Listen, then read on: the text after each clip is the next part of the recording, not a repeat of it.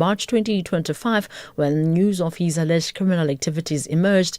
However, a WhatsApp message read by Hasim at the Madlanga Commission proves otherwise. So then we get back to the media articles and 5 March, and you say that you began to withdraw. But I put to you that's not correct, because you had the 15 April meeting and we've had that whole exchange. But it goes further than that, General, because you sent it to him to warn him because these individuals were released. Is that why you wanted to warn him that they were released, or that Mr. Nangi was released? I didn't say that, Commissioner. That heatwave conditions will persist in a number of provinces, including the Free State, Northwest and the Northern Cape. The Weather Service says other provinces will experience moist conditions will continue tomorrow until Friday. The Eastern Cape is experiencing particularly severe ongoing heat, with warnings extending to surrounding provinces. Weather forecaster Puseletso Mofokeng has appealed to residents to continue cooling off and staying indoors. Heatwave conditions are expected to continue over the Eastern Cape as they started yesterday, and the municipalities that will be affected will be Sarabat, Mankris, Hani, Jokabi, Alfred Nzo, OR Tambo and Amatole.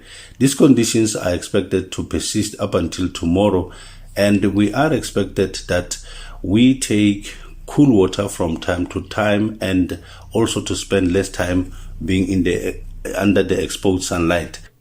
U.S. President Donald Trump has indicated that he's prepared to lower tensions in the city of Minneapolis, where there's anger after federal immigration agents shot dead 2 U.S. citizens this month.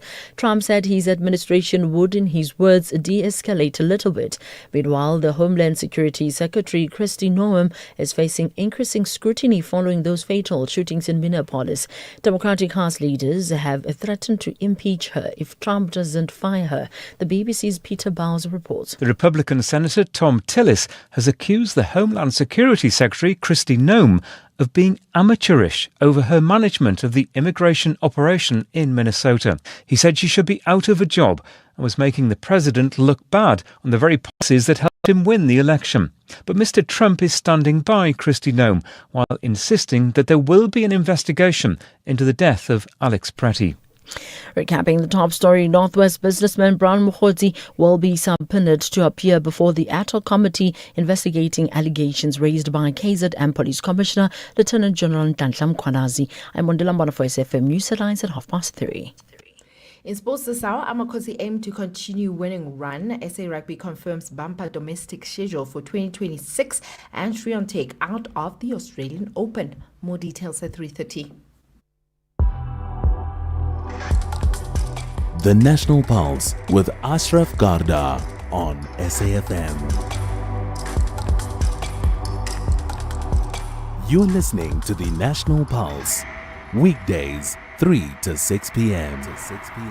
I tell you what, when you meet people, I often talk about Uber drivers, but also when you go to the local cafe and you go to some other place and you buy even just water or milk, and people talk about the Madlanga Commission and the ad hoc committee, and you just know it has captured the imagination.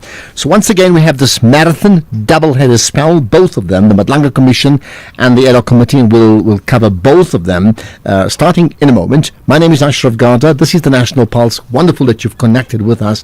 Now, you know the drill. Because we take in these commissions, we'll sort of limit the amount of live calls we can take. The best way to overcome that is to drop us a WhatsApp as soon as you're up for it. So you can send it now. We'll bank it. 0614 104 107 WhatsApp, text or voice note.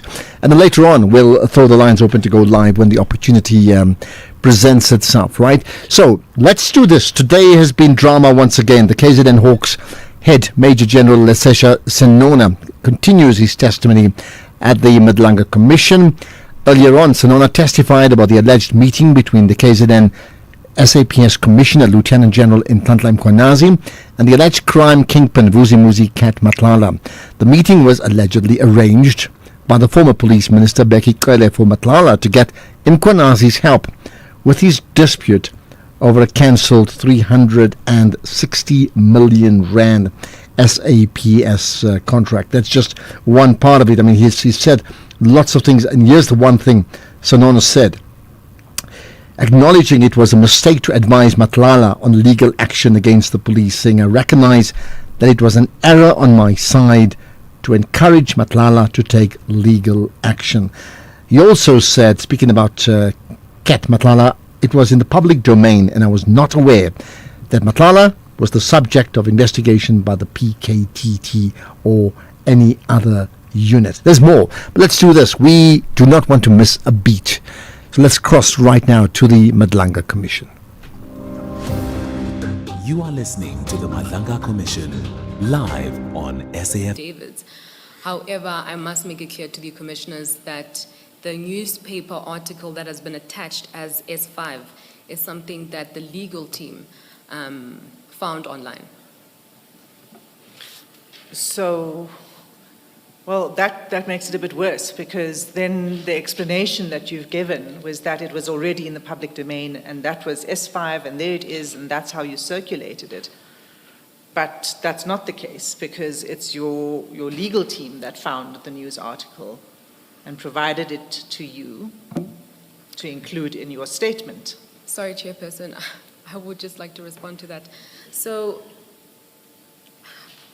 now I'm perhaps trying to see how constrained I am, just to explain to the commissioners. Yeah, the problem is that the objection also gave evidential material to the witness.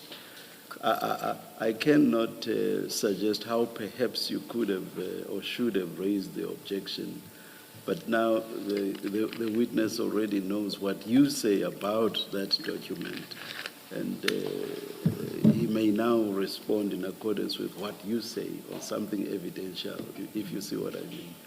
But as I say, I'm not sure how you should have phrased your objection. Yes. Perhaps it's something that could have been left for re-examination. I don't know. But now, it potentially now, it affects how the witness may respond. But you wanted to respond to Mrs. Yes, perhaps maybe I must explain. The question that was initially asked by the evidence leader was the proof of the leak of these affidavits. And so when Major General Sonona went to S5 and read that particular sentence, in the News 24 article it had stated that the affidavits, News 24 had gained sight of the affidavits. So the statement itself was aligning itself to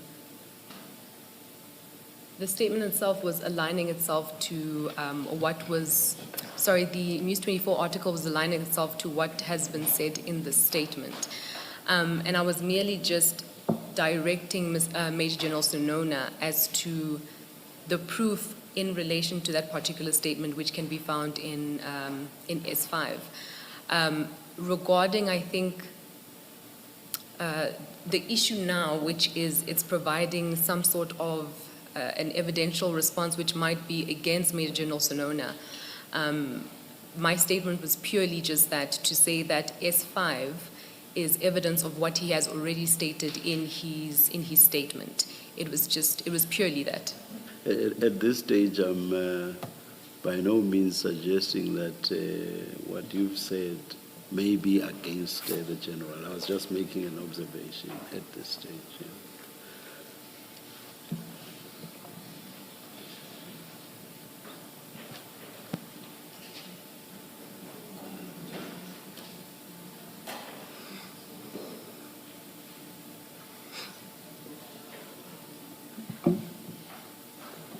Thanks, Ms. Mafisa. Sorry, Chairperson. I just had a chat with my attorney. And I think the question that was posed, it made it seem as if Major General Sonona had possession of that particular article at that particular time. So the objection was also just to make the commissioners aware that if we are relying on that particular article... Yeah, you see, what you say now actually Because earlier I said, I do not know how you should have dealt with or presented your objection. But what you have just said now actually tells me how you should have handled it. You should, in re-examination, have asked the general, at the time that you shared X information with Mr. Madlanga, did you have in your possession this document? If you see what I mean. Yes, Chairperson. Yes. Thank you. Ms. Hassim, you have heard what Ms. Mafisa says, but what I'll say is please continue. Thank you, Chair. It doesn't really affect me and my questioning in any way, because I'm really basing it on what the witness is telling us now.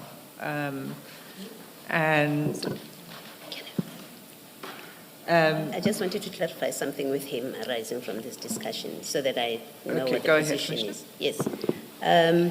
General, you've heard Ms. Mafisa. Now, at paragraph 74 of your statement, and that's what we have always accepted until Ms. Mafisa's intervention as your evidence. Your evidence is the affidavit of Mr. Nangi had been leaked to the media as of 10 March when I forwarded same to Mr. Madlanga. I attach here to a News 24 article evidencing the aforesaid being that the affidavit has been leaked to the media, marked Annexure S5. I therefore deny the allegation that I may have leaked sensitive and or confidential and or classified information. Can I just clarify this in the light of this, that you are not saying to us that you saw this article, which is S5, on the day that it came out? You're not saying that? Because I've understood, so far I had understood your evidence to be that. Is it your evidence still that you saw this article on the day it came out and it had attached to it the documents that you then sent to Mr. Madlanga? Is that your evidence? When this document was sent, Commissioners, this article on that day, I didn't see it. But I said, I don't remember whether it's a News 24 or WhatsApp. And then I even talk about my gadgets that I went to check. Unfortunately, it couldn't provide me with assistance. I even said I don't want to mislead the Commission, but it's either this one or via WhatsApp. But that is what I've indicated, Commissioners.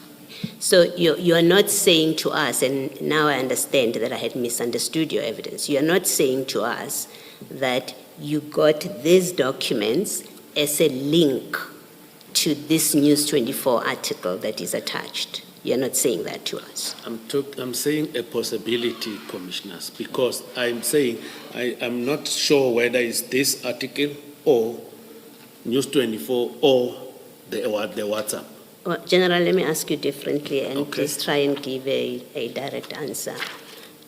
Did you see this article when it came out? On the day that it came out, did you see the article? On the 10th of March? Yes. Did you see the article?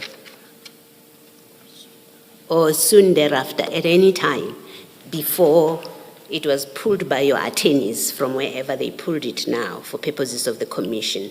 This article, did you see it before you sent the documents to Mr. Madlanga?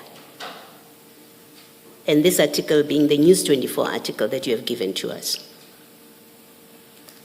I believe I may have, because hence I also indicate that I'm not 100% sure whether it was on, I forwarded it from there or from the WhatsApp. Okay, Yeah. so can we, because you're not sure, can we then disregard your paragraph 74? Because in paragraph 74, you're very sure where this comes from. You're very sure about this article and the documents, the contents of a police file that you have provided to Mr. Madlanga. You are sure that they come from and are connected to the News 24 article. you speak very certainly in paragraph 74. Now you've just said you're not sure whether it was from the article or from WhatsApp. And I accept if you're not sure. I'm not saying you have to be sure for purpose of our discussion. But because you are not sure, can we disregard this paragraph as truth, where you say it came from News 24? It was in the public domain, an affidavit that even News 24 refers to. Can I consult my legal counsel? No, you may not, well, unless the chairperson's decision, actually. I do apologize for answering, Chair.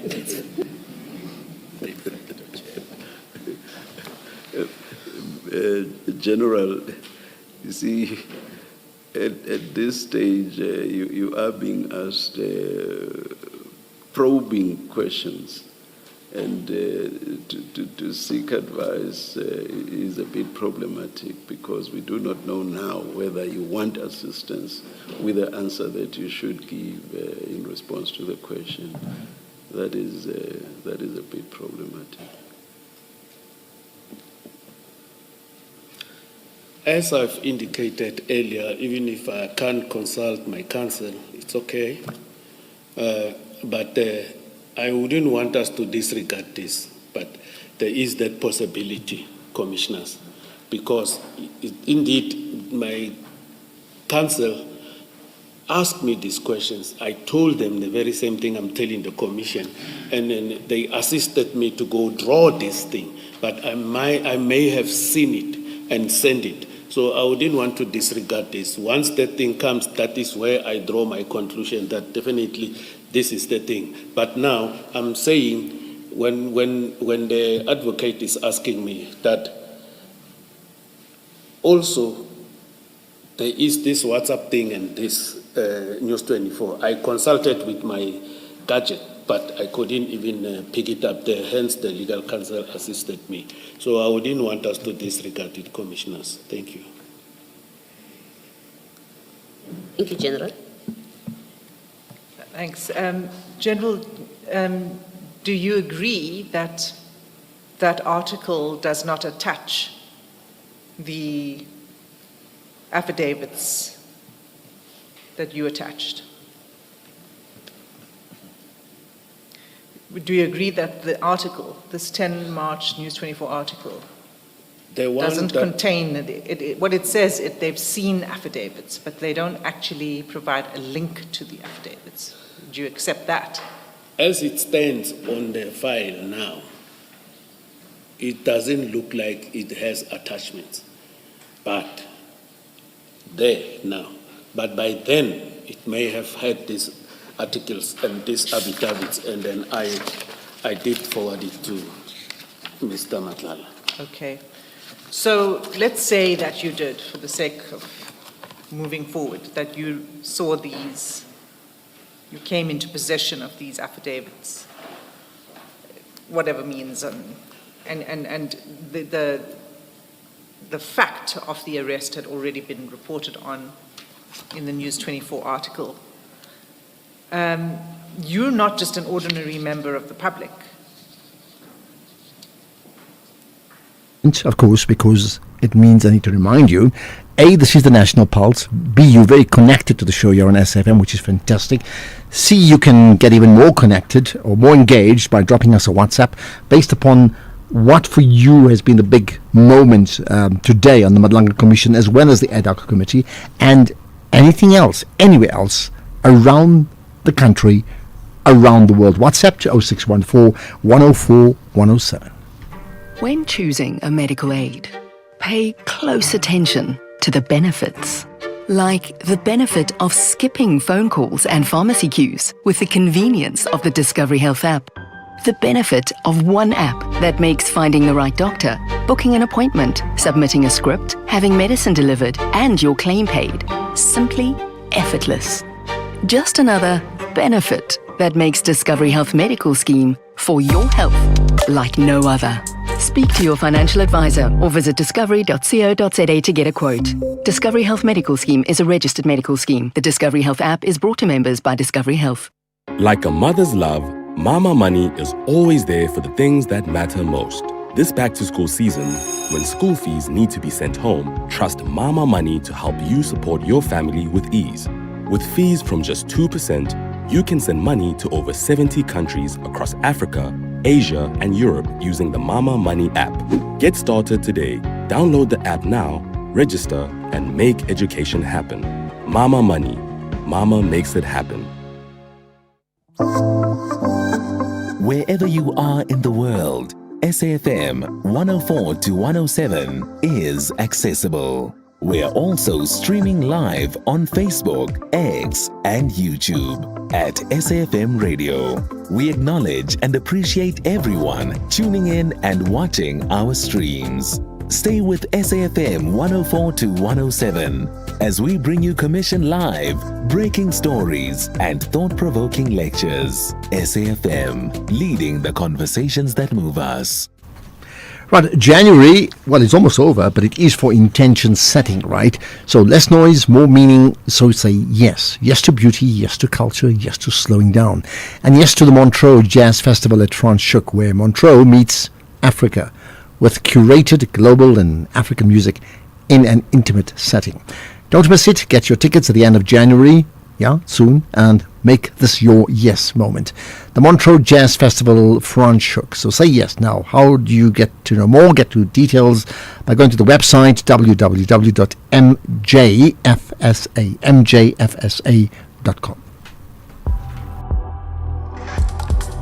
Ashraf Garda on the National Pulse. And back we go to the Madlanga Commission.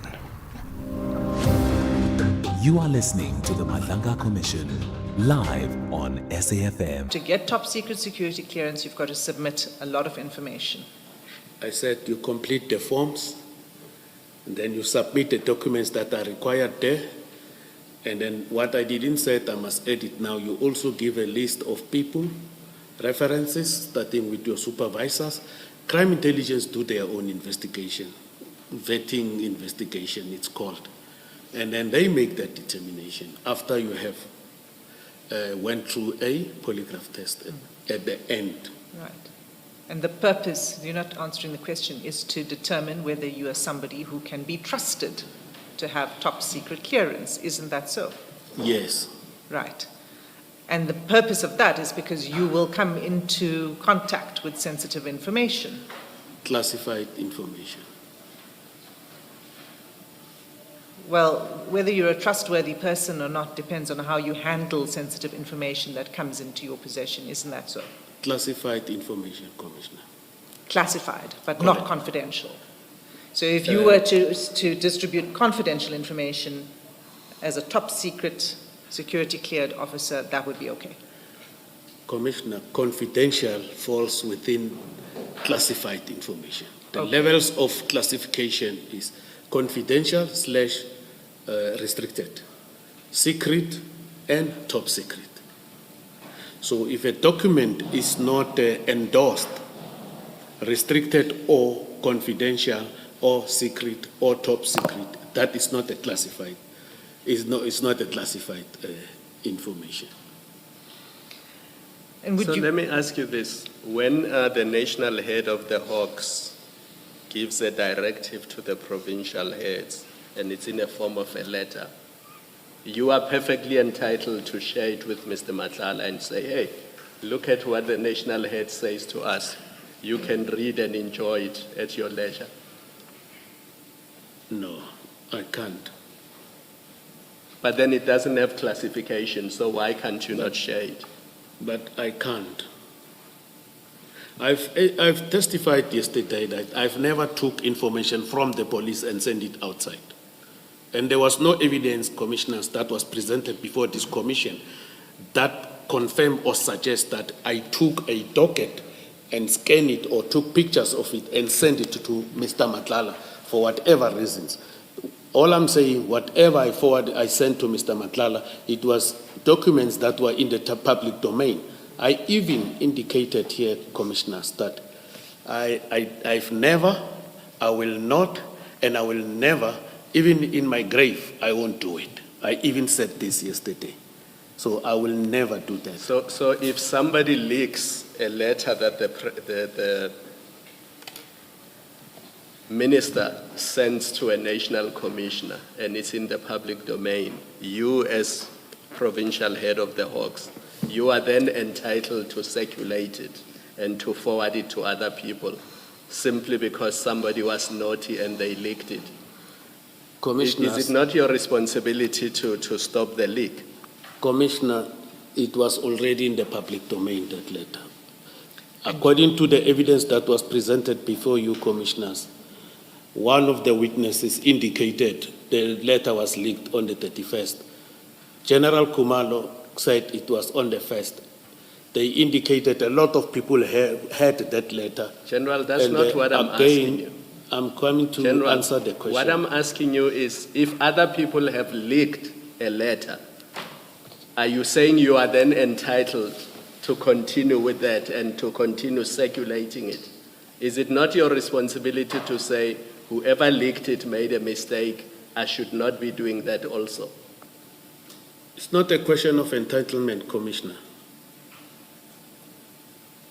Isn't that precisely what you did? Because you saying it's in the public domain, you didn't put it in the public domain, you see it, but then you feel entitled to circulate it and share it with Mr. Madlanga. Factually, that's what happened. It's not a question of entitlement. I was sharing a document that was garnering in the public domain.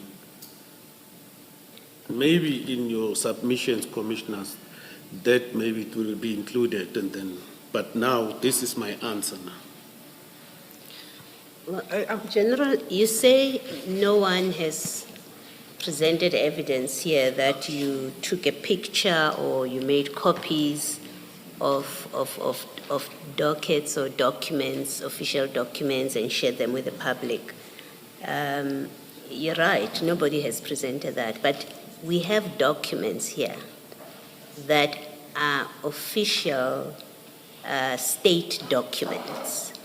You send them to a private citizen who is your friend, brother, who is accused of involvement in serious crimes or alleged crimes. You send that, and what we are doing is battling to get an understanding of this, how it is you gained possession of these documents that you forward. That's why this engagement with you. It's not, don't reduce it to, well, you didn't see me standing at a photocopier. Don't reduce it to that. We are dealing with trying to establish how did you get these documents and send them and why. We know it's not from the News 24 article. Now we know that. And the question is, well, how else would you have gotten them? That's the one issue. But the second issue is just a cursory paging through these documents. They include, for example, an ID copy of Mr. Nangi at page 141 with his picture and details. You give that to Mr. Madlanga. And I'm doing this randomly. Page 150 has got his marriage certificate. You give that to Mr. Madlanga with full details. And then you go to page 260, and again, it's random. You've got a deed of transfer of property. Commission, but just for a moment, because we need to get to the news headlines with Ondela. Thank you, Ashraf. On the news headlines, concern is growing among parents in Gauteng as some learners remain unplaced 3 weeks into the 2026 academic year. Northwest businessman Mkhwanazi will be subpoenaed to appear before the ad hoc committee investigating allegations raised by KZN Police Commissioner Lieutenant General Mkhwanazi, and the European Union's Foreign Affairs Chief Kaja Kallas has warned the continent needs to increase its defense efforts. A full update follows at the top of the hour. SAFM, guiding you through the rush hour traffic. Good afternoon. Starting off in Gauteng, the N14 westbound inland area has delays towards the R512 Malibongwe Drive exit. The N3 southbound in Alexandra has a crash before London Road, and Eskempatleli Drive northbound in Pretoria has delays towards Moot Street. In KZN, the N2 northbound queuing through the construction area north of Spaghetti Junction. The N3 southbound in Escort has a truck crash reported near Kalenso Winterton interchange, and the N2 southbound queuing towards the M41 gateway exit. In Cape Town, Strandfontein Road southbound in Lotus River is where a crash is reported near Klip Road. The N1 outbound slow moving towards Okavango Road, and Victoria Road outbound slow moving through Woodstock. With your traffic update, I'm Irma G. This is SAFM Sports with Duming Khapele. Right, Chumi, there's been lots of talk about that Orlando Pirates home ground, but there are another team reminding us who are the Chiefs ultimately. So you have a story about them, right? Absolutely. A very good afternoon to you, Ashraf, and our listeners. Well, it seems like for the first time in 3 years, South Africa's 3 big clubs are in the running for the title. And today, all focus is on Kaizer Chiefs, who are looking to extend their good run of good form when they visit Marumo Gallants in the Betway Premiership tonight. Amakhosi unbeaten in the last 8 league matches, and a victory could see Chiefs move into second place on the log. Marumo Gallants are 12th on the standings with 15 points, and they're coming off a 2-0 defeat to TS Galaxy. And Chiefs coach Khalil Ben Yusuf says that squad rotation will be key due to a busy match schedule, while midfielder Mfundo Vilagazi believes that the team can secure another away win. Kickoff is at 7:30 this evening. Meanwhile, FIFA has confirmed that Senegal will not face any international sanctions. This is following that controversial AFCON final. So any possible action by FIFA would apply only to African competitions, meaning Senegal's place in the World Cup is not under threat. And reports suggest that in the next 48 hours, we'll find out from CAF what their sanctions are, if any, for what happened in that AFCON final. In the meantime, Chelsea have dismissed speculations linking Cole Palmer with Manchester United, insisting that the midfielder is untouchable. Reports suggested that Palmer was unsettled and open to a move north, but Chelsea and head coach Liam believe that he's happy in London. The 23-year-old has endured injury setbacks this season, missing the win at Crystal Palace with a thigh problem, but returned to training. This is ahead of today's Champions League tie at Napoli. In terms of cricket, George Linder says that they are playing exactly the right opponent just before a World Cup, given the West Indies' track record in the 20-over game. Just yesterday, Proteas beat the Windies by 9 wickets to take a 1-lead series lead, and Linder believes that men from the Caribbean will be one of the favourites to win the title once the tournament starts in India and Sri Lanka next month. Yeah, it means a lot to play against them. They're really tough to play against because they always come harder to you and they never let you settle in a way. And it's a good tester before the World Cup now, especially because they're always going to put you under pressure with bat or ball, and they're always, I think, one of the favourites to win a World Cup going into it. Because they're so dangerous, and they've got really good players. Onto rugby. SA Rugby has released its 2026 domestic schedule with a strong focus on women's rugby. The rebranded Pick and Pay Women's Super League 1 starts in February alongside Super League 2, with plans for a top women's franchise competition and the naming of 2 SA Schools girls teams. In terms of the SA Cup, it begins on the 7th of March, feeding into the Currie Cup, while club highlights include the Betway Women's Club Championship and the Pick and Pay Gold Cup.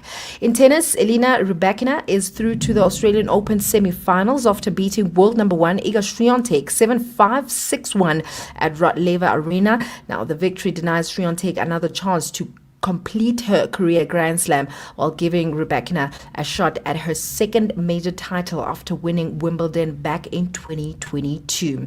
In terms of athletics, veteran South African Athletics Administrator Joe Morris has urged the newly elected Central Gauteng Athletics Board to hit the ground running. This is following successful elections held at Germiston Stadium. I believe that the new board should focus on policies strengthening our administration, strengthening our three disciplines, in fact mainly two, cross-country and road, ensuring that development is addressed to its maximum and they support development and they introduce buses to take the disadvantaged children to these meetings. It was done in the past, it can be done. I believe CGA is financially sound. They do have the resources.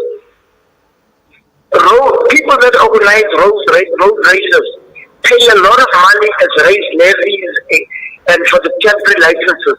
That money must be put in good use to develop the sport. So they need to make sure that there is transport available for clubs in disadvantaged areas. Thank you. Well, on that note, it is a wrap from my side. I'll have more on other sports in the next hour.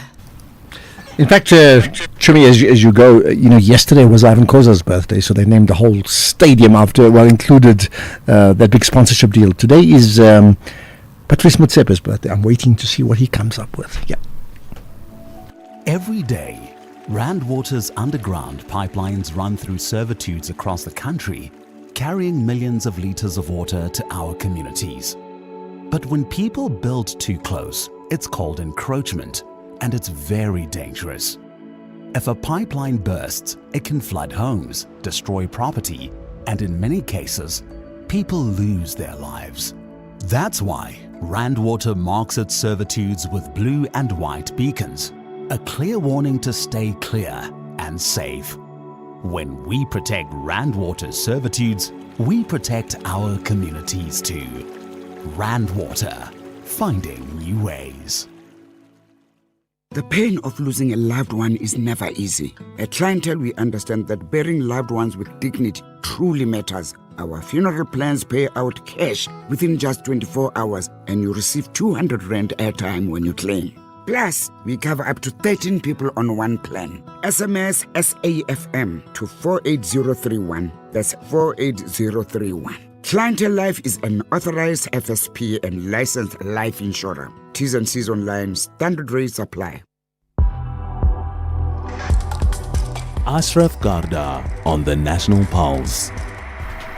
In fact, it's so interesting, and I have to say this very quickly because I don't want to miss a beat at the Madlanga Commission. But many people have been messaging saying, why do we have so many breaks on this show and therefore move away from the Madlanga Commission, but not that many breaks on many other shows where it's sort of wall-to-wall coverage? Well, the simple answer is this show is a drive time show, which means there's so many more breaks naturally within the personality of the show. So news and sport and headlines and traffic, which may not apply to many other shows. Hopefully, and we have to cover all of that because it is part of the bouquet of the National Pulse. Right. What is also part of it is the Madlanga Commission. Earlier, when I asked you about this, you said that there are a number of annexures to this. So you know that there were annexures to the affidavit. I wouldn't accept the part of wrongfulness from my side, but it might be an oversight for not reading the entire document before I send it. See, this is why I asked you about top secret security clearance. The commissioners intervened with where I was going, because the attachments contain a great deal of information that's confidential, that's personal. They're personal photographs in those annexures. And for somebody in your position with top secret security clearance, you are required to handle state documents with care. Isn't that so? The state documents with care, correct. Yes. So these documents contain information, as we've already gone through, we don't need to repeat it now, that is information that is part of a docket. It is SAP's information, including other people's personal information, and you forwarded it without looking at all of that, and that was improper. Hence, I'm saying it was an error that I only read the affidavit and sent it. But when you look at it, the entire document and the magnitude, you'll see that when I look at it after I've received it, I've realized that this, for me, is a document that was utilized for the civil claim. You didn't realize that when you sent it Correct. to Mr. Matlala? Correct. You didn't look at it, you just sent it to him? I read the affidavit, I saw the address, and I just sent it, as I've indicated So you before. did read the affidavit, so you did see what the contents were? You see, when I talk about reading the affidavit, first, second paragraph, I saw the address, and then I never read it fully, and then I sent it. Hence, I say it was an error on my side. But that I never read the entire document before I sent it. But the names and personal information of DPCI officers and others are in the affidavit. They're at the front of the affidavit. That I didn't see when I read and sent by the commissioners.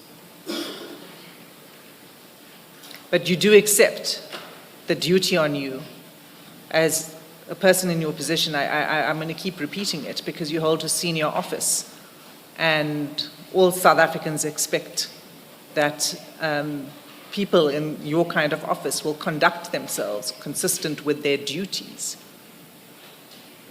Your duty, the duties that you held, required that you do not share this kind of information with a member of the public, regardless of whether it was in the public domain or not. I think the issue of regardless whether in the public domain or not, Commissioner Kumalo asked me, I responded. And I want to repeat myself again that I made an error by not reading the entire document. I only read the first page, that page of the affidavit of Mr. Nange, and then I forwarded it. So I think that is the response I can give. And that was not consistent with your duties, particularly somebody with top secret security clearance who's meant to conduct themselves in a way that doesn't make them vulnerable to compromise, correct? That is how you see it, but not how I see it. You don't see your duties in that way? No, and with relation to this document, yeah. I've explained why I send it, and then I'm also telling the commissioners that I never read the entire document. It is the error that I've done. I don't know how do I explain it further or whatever, but that is what happened. I'm not going to go any further on this, Commissioners. I'm going to move on. I think you've answered the question. We're going to return to it again because it's not the only instance. So I'm afraid that you will have to face this again. Let's just move on that page 30, where we were. 30. 30. Okay.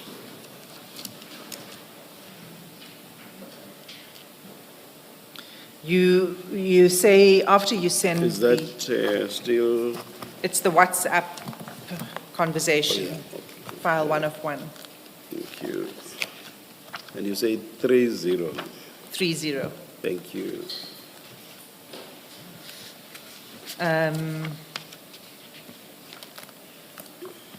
So on that page, you say on the 18th of March, you sent a message to Mr. Matlala, brother, did you find those guys? What were you referring to? I do not have a recollection of this one, Commissioners. It must be made clear that I'm also a human being. I can't recall each and every little thing that is here. I can't recall. You don't recall? Yes, Commissioners. Okay.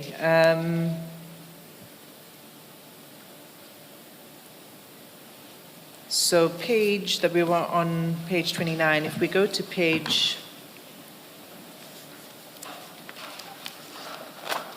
34,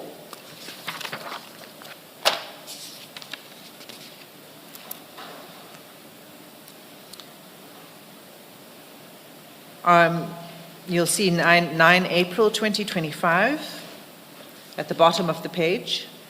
Page? 34? 34. Yes.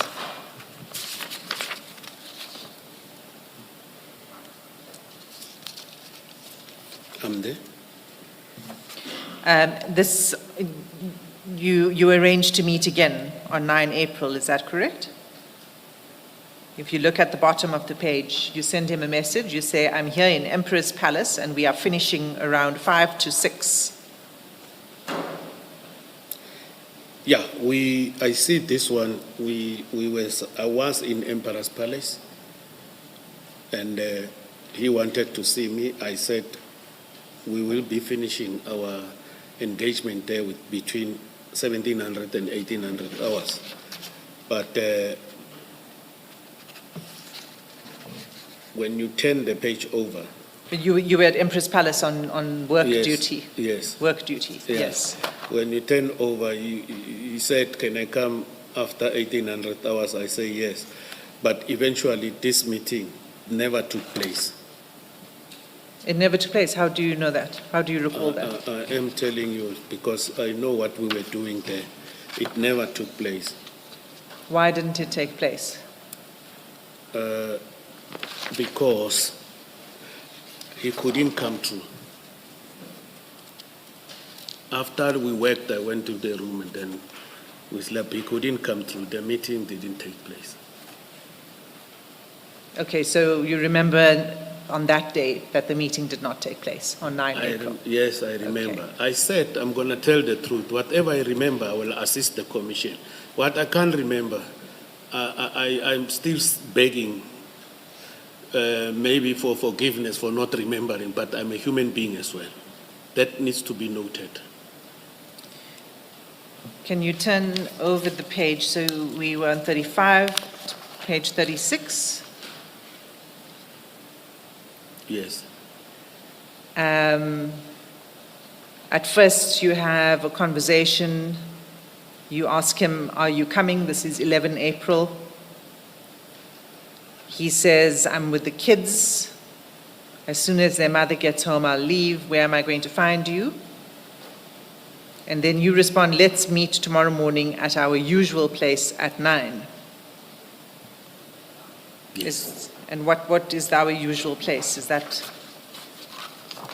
Mainland Maine. Mainland Maine. Yes, commissioners. At 9 in the morning. Yes, commissioners. And did you have that meeting?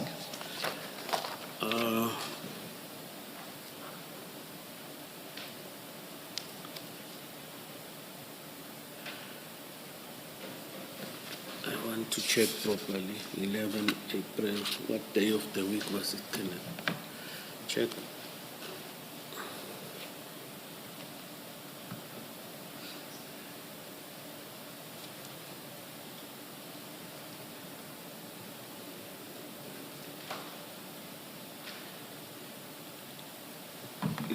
It was a Friday, and some of these things, they are just running away from me, but I believe we might have met. I believe I'm talking... A bit of a pause just for the moment at the Madlanga Commission. It gives us a chance to pause and tell you we'll be back. This is the National Pulse. Wondering why 45-year-old Nuvan has such a big smile lately? Outsurance. Saved me so much money. 461 rand. That's right. With Outsurance, Nuvan saves an amazing 461 rand a month on his 2025 VWT Cross. And after 3 claim-free years, he gets an out bonus. So much money. How much money could Outsurance save you? Get a quote now. SMS out to 30754. That's out to 30754. Licensed insurer in FSP. TCs and information online. What's Duff? Why is there a horse in your driveway? You right, Savvy. Why drive a Mustang when you can ride one? What the missus say? Well, she had a bit of a long face, but now she's stable. If you need a backup plan, We Buy Cars can sort you out. Nah, Savvy, this thing is eco-chic. Stop horsing around, cowboy. Rather get one of these from We Buy Cars. What's the horsepower on that thing? More than one, Duff. More than one. Don't be Duff, be savvy. We Buy Cars. Geared for adventure, geared for you. As the nation seeks answers, SAFM brings you live, uninterrupted coverage of Parliament's Ad Hoc Committee investigating allegations made by KwaZulu-Natal Provincial Commissioner, Lieutenant General Mkhwanazi. You can also stay up to date with the Judicial Commission of Inquiry into Criminality, Political Interference, and Corruption in the Criminal Justice System.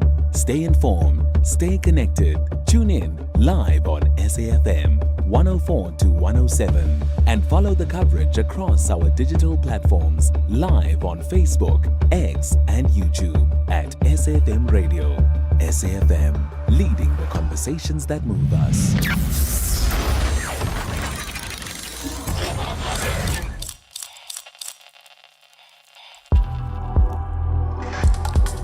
Ashraf Garda on the National Pulse. As has been all day today, you're going to hear the voice of Major General Lesetja Sinona together with Advocate Adila Hassam at the Madlanga Commission. You are listening to the Madlanga Commission live. I'm going to our place. So you don't remember? I'm not 100% sure whether we met or not, because immediately after that we were talking on the 13th. And then on the 13th of April, you send a message saying, I'm on our way to our place. This is at 4 o'clock in the afternoon. Yeah, the time we met. You see, as I was indicating before, it even came quicker to assist me there. Sorry, did you meet on the 13th of April? Yes, I believe so, we did meet. When did you meet on the 13th of April? Was it that afternoon? In the afternoon. And so you sent that to him at 16:01. And you say, on our way to our place. Yes. So what time roughly do you think you would have arrived there?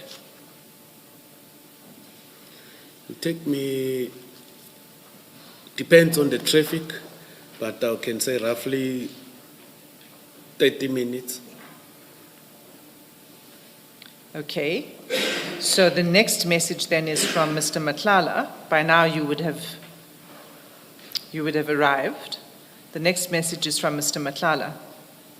And here he shares with you certain documents. Yeah, I see. She shared with me these documents. Right.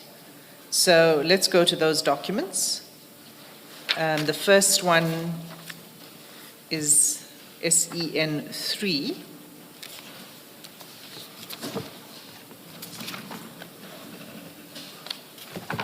And you'll find that at page 286 of the same file, the same WhatsApp file. 286.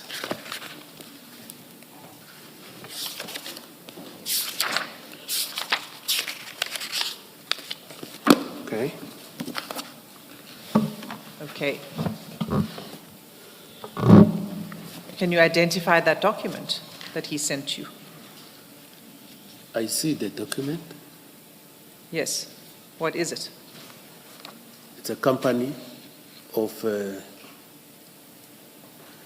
on top there it says Senzo and Tembeka. It says Senzo and Tembeka Mkhunu Foundation, yeah. And the number of the company. Yes. Company registration number. Yes. And then the details of the company and the directors, yes, etc. Yes. So why did Mr. Matlala share this with you? I definitely do not know, because this document, when he sent me on that day of the 13th, we were talking there, I never read them, never read these documents. You'll see it is 1, 2, 3 documents that I didn't read, but he did send it to me. I'm going through them one by one, so let's start with the first one. Okay. You received this, you say you didn't read it. I didn't read it, yes, because we were talking. And so you knew what he was sending you, because by now you're in the meeting with him. I know when you open it here, because when you sent us the Rule 3 notification, these things were never there. This SEN 3 SEN4 and SEN5. They were not there. And the document that we received through the Rule 3 has got certain things that maybe I will show the commissioners in the document that was sent to me initially. But I didn't open this document. I'm not sure what you're saying. This document is a document that was sent to you on your phone, on your WhatsApp. Yes. Yes. I'm saying I didn't open it. You didn't open it I when? don't know the contents of At any point ever? You never opened this document? I never opened this document, commissioners. And this document would have been sent to you while you were in the meeting with Mr. Matlala. So he would have told you what he's sending you? It would have been part of your conversation? No. So you're in a meeting with him, and while you're in a meeting with him, he sends you documents, but you don't talk about it? Yes, I didn't open this document.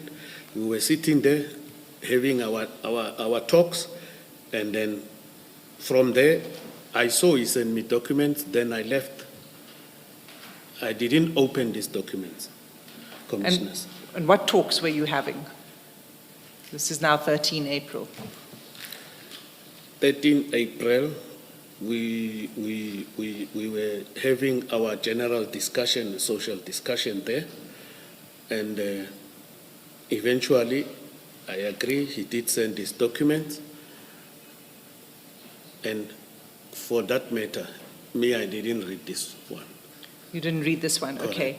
But sorry, what conversation? You said you were having your discussions. What discussions? What was the purpose of your meeting? It's personal things that I don't want to disclose here. It had nothing to do with the upcoming meeting on 15 April. The issue of the upcoming meeting on 15 April, we talked about it on the 14th. But not on the 13th? You can remember that you did not discuss it on the 13th. There we were talking personal stuff that I'm not in a position to can disclose here, even in camera. Okay. But this is now 13 April where you're very wary and you said exercising caution in relation to Mr. Matlala, correct? Caution? You said you were exercising caution in relation to Mr. Matlala because you were disturbed by what you read about him. What are you talking about? I'm lost. You earlier said you... Yeah, 5 March. It's going back to 5 March. Yes. No, 5 March is a pivotal moment in our life in this commission with you. Because I think I've already indicated that maybe my fault was that not to terminate it instantly, as the commissioner was asking me before we break for lunch. So I still stand by my submission to the commissioner that I was doing it gradually like that. However, here we met and did that. You know, we as people, we differ how we deal with things. That's what I said. But I was hammered here that you as the head of the Hawks, you should have done instantly. So I've taken note of that seriously. So, and I believe maybe in the near future, the same kind of practice, it will never happen.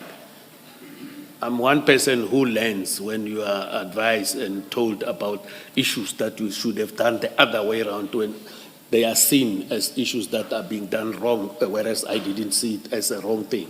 So I've taken note, and it's going to help me in my further life. What I was debating with you is actually more than that.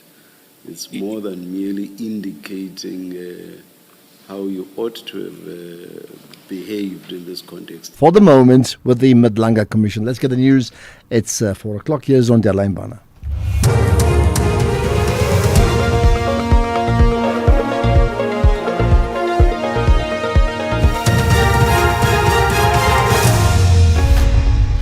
Thank you, Ashraf. On the top stories, Mkhwanazi will be subpoenaed to appear before the ad hoc committee, and several illegally erected shacks demolished in Delft. For SFM News, I'm Ondela Mbana, and a very good afternoon.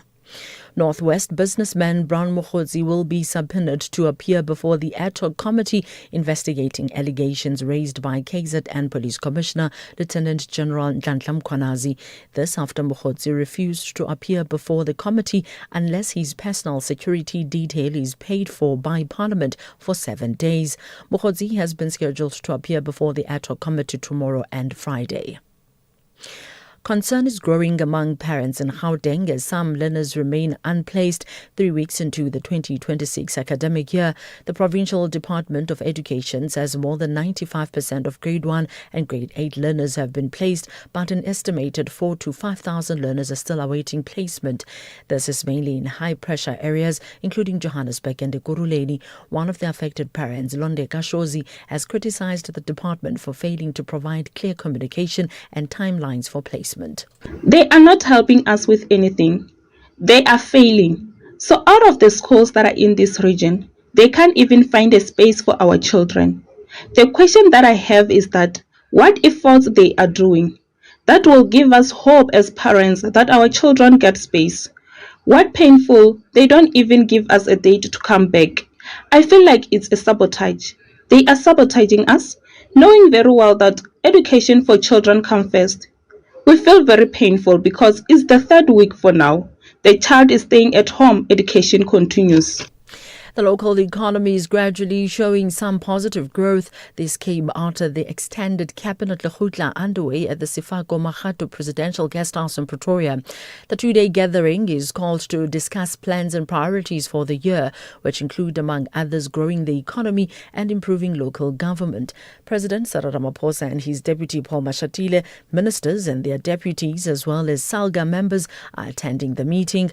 Minister in the Presidency Khumbuzo Ntshavheni says despite the country's challenges, the economy is on the mend. We had a presentation from the Minister of Finance on the macroeconomic framework of the country, focused on what are the things that we have noticed last year. For instance, the cost of borrowing for the government of South Africa has reduced drastically. When we started with the budget last year, we started with over 13% cost of borrowing. Today, as we sit, we are at 9%, showing that our fiscal prudence and fiscal management is strengthening. We've seen a year-on-year 2.1% growth on the GDP over the same period. And also we have seen in terms of the performance of the rand has stabilized. There are those who want to claim that it has stabilized because of the problems in the US. They've stabilized because of the fiscal management that the country is doing. The City of Cape Town's law enforcement has demolished several shacks that had been illegally erected on a land invasion site in N2 Gateway in Delft last night.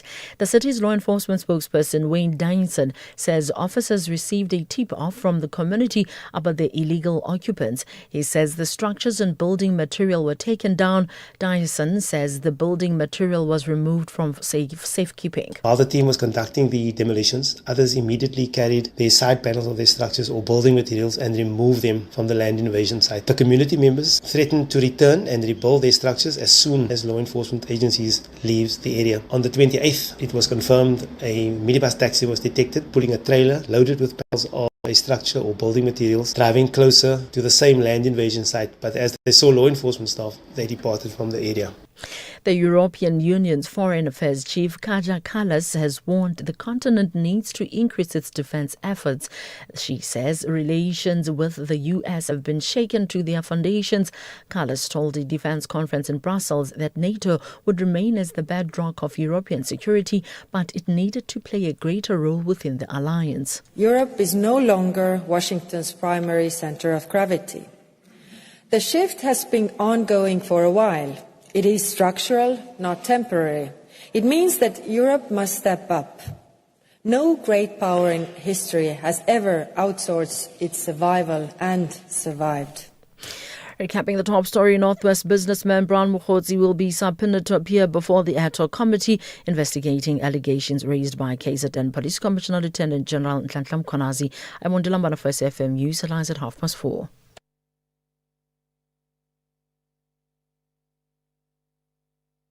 Djokovic gets lucky at Australian Open and Champions League takes centre stage tonight. More details at 4:30. SAFM, guiding you through the rush hour traffic. Good afternoon. Starting off in Gauteng, the M1 southbound in central Johannesburg, slow moving towards Crown Interchange. The R59 northbound in Vereniging, queuing at Redden. In KZN, the N2 southbound queuing towards Spaghetti Junction and the N2 southbound queuing towards the M41 Gateway exit. In Cape Town, the M5 southbound is slow moving towards Milner Road and Victoria Road, slow moving through Camps Bay. With your traffic update, I'm Irma G. Stay safe on the roads. SAFM is with you. The National Pulse with Ashraf Garda on SAFM.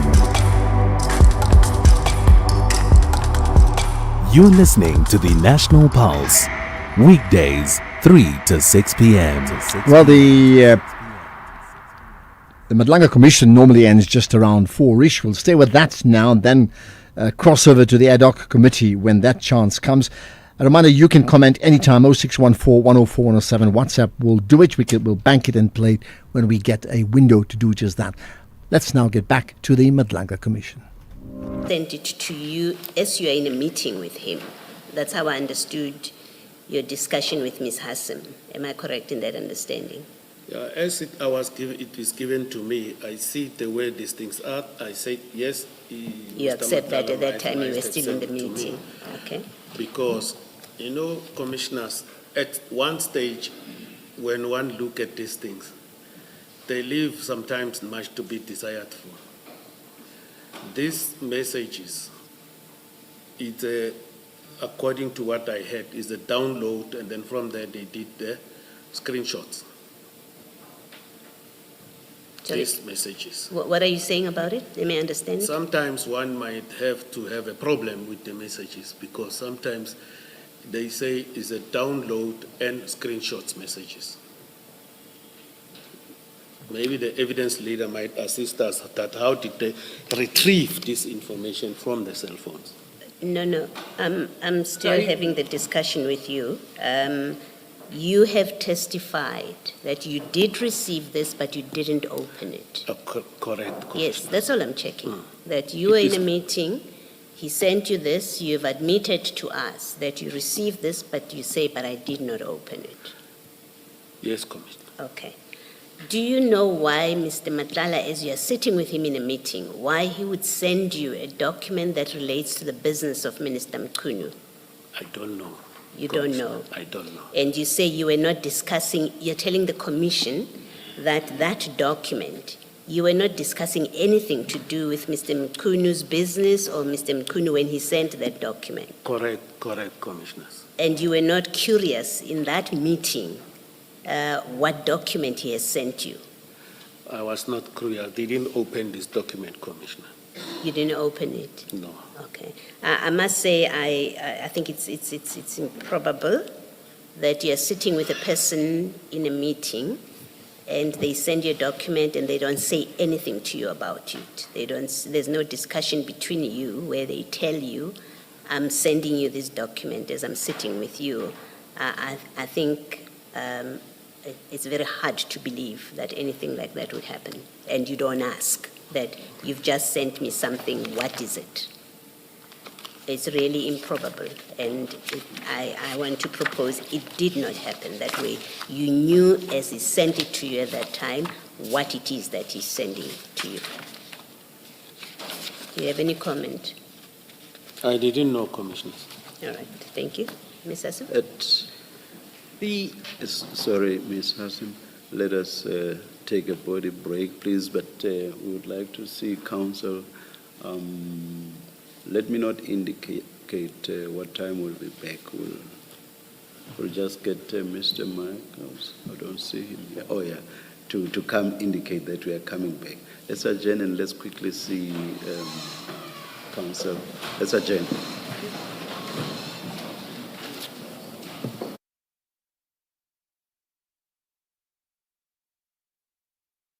Indicate what time we'll be back.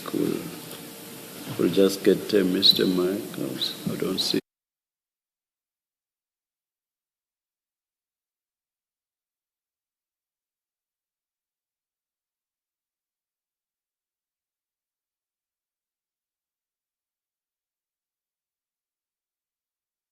to the Madlanga Commission as soon as we can. We know it's that important, people following it attentively. I think we're all absolutely doing so. Now, that is why these WhatsApp comments are important, because when we have these breaks, we have this window to hear what you have to say. So keep it coming. 0614 104 107. What for you has been for you a significant moment at the Madlanga Commission today? And of course, not just that. I mean, there's others too. Of course, the ad hoc committee and maybe others that you may want to touch on too. So here's some quick thoughts. And naturally, Sanona is number one.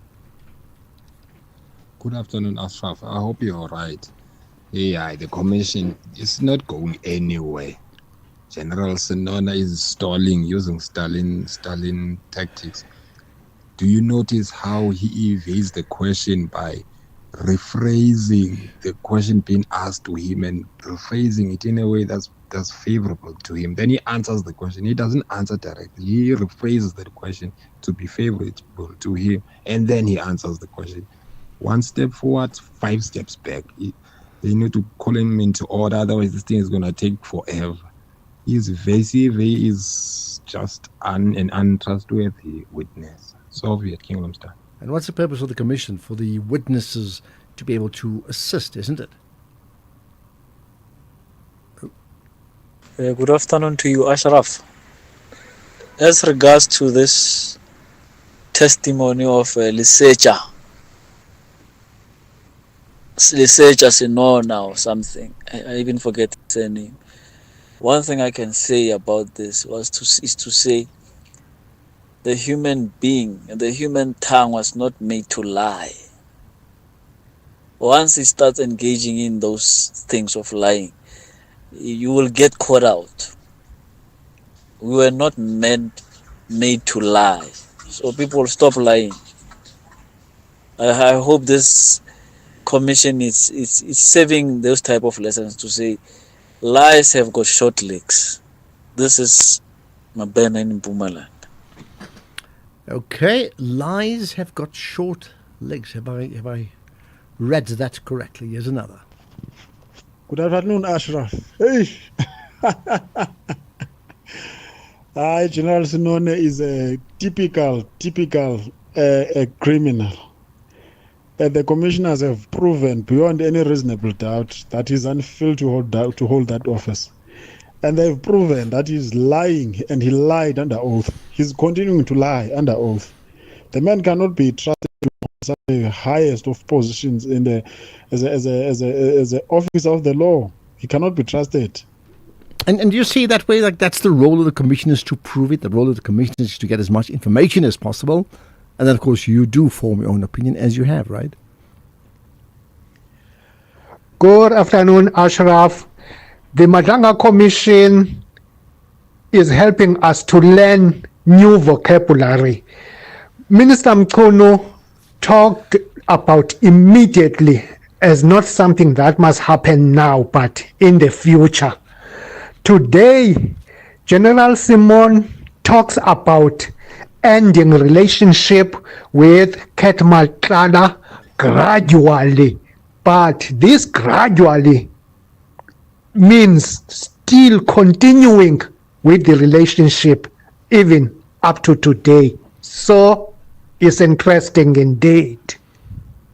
So it's the gradual, I hear, right? Right. What does this one say? Let's. Good afternoon to you, Ashraf. As regards to... No, I think we played that already. Let's get to that. Good afternoon, Mr. Ashraf Mbongo Sundesa Mbuyisa here. Mr. Ashraf, you see this thing by the president of just giving people positions that they didn't apply for. It causes problems. You see now this gentleman, the head of the Hawks in KZN, he's saying he never applied for a job. Anyway, they offered him a job, hence he does not value the position that he is holding in KZN. So he must just stop it. Let's hope Advocate Motibi won't do the same. Hey, this gentleman, what a liar, man. His positions, you feel sorry. Their security guard was standing 12 hours, but they won't steal from those properties that they are guarding. This one is a head of the house. His earnings like a fed salary, but he's involved in corruption. These guys, people are so ungrateful. Sure. I listen to you and you know, you reflect what so many do when they come on. They just say it exactly the way they see it, by the way. About the jobs, I mean, you know, you do get millions of people who don't always apply for jobs. They get headhunted because, so I don't think that's the issue. The issue is not whether they applied, is whether the right people actually got the job at the end of the day. Ashraf, good afternoon. The gentleman is lying straight to the country. I mean,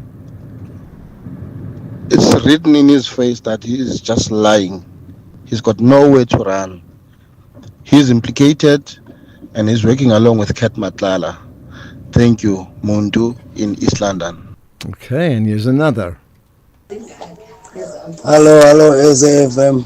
These guys must all go to jail, man. One time. They must all go to jail. Because they can lie. Umntu hamba ayofunda iminyaka kanti ufunda luxoka qha because they are lying. South Africa is a circus, nyan. South Africa is a circus. How do you... You make me laugh, you do. Listen, is there anybody who believes Major General Senona has come across so well that you've been so impressed? Have you seen this thing? Hello, Ashraf. Hope you're well. Stalin in PMB. The general there of the head of Hawks in KZN is a liar of note. He lies through his teeth. Is an embarrassment to anyone who's ever been in charge of the police whatsoever. He lies. He has a friend, a brother, who's in the news, and he says he's never read anything about him. He finds out he's a suspect in killing his girlfriend, and he still doesn't go and check upon him. Surely, as the head of Hawks, you should know who you fraternize with. Come on, man. Well, if you're the head of the Hawks, I mean, just imagine that. Why would you not have that suspicious mind, right? Good afternoon, Ashraf Manavintor in Devon. See, now it's very, very, very interesting to see the police chief in Hawks failing to answer a simple question.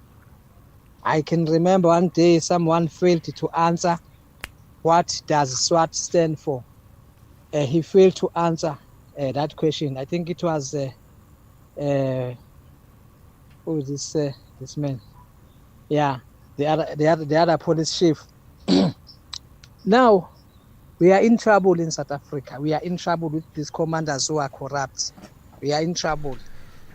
The SAPS need reformed. I say it again. Thank you. I think you say it every day. We know that. Thank goodness you didn't say it's a circus. Point taken. Yeah, good afternoon, Ashraf. This is Zona here. Ashraf, the only issue here is like we haven't seen people being sentenced or jailed for lying under the oath. So what it means is like everybody will come to the ad hoc, to the Madlanga commission and blatantly lie. They lie, saying that nothing will happen until they see the examples of sentencing people to prison for lying under the oath. Then everything gonna be changed. But lying blatantly to the nation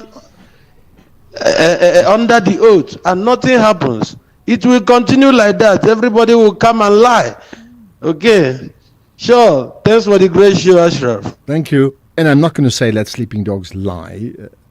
I'm sure you understand my point. Sure, man, I did ask that question. Seriously, is there anybody who can speak for Senona? I was like, hey, man, this guy is impressive. Hey, Ashraf. This is Tepiso. You see this case, trust me, Senona's counsel, they're actually regretting taking this brief because there is no way that you can defend, even if it's a lie, you know, sometimes you try to do that, but in this case, it's out there and it's just not easy to defend this. And also sharing confidential information, he could be charged for that too. Yeah, interesting. But then the circus that is happening at ad hoc, yeah, like I told you, I hardly watch. When I'm bored, I do that.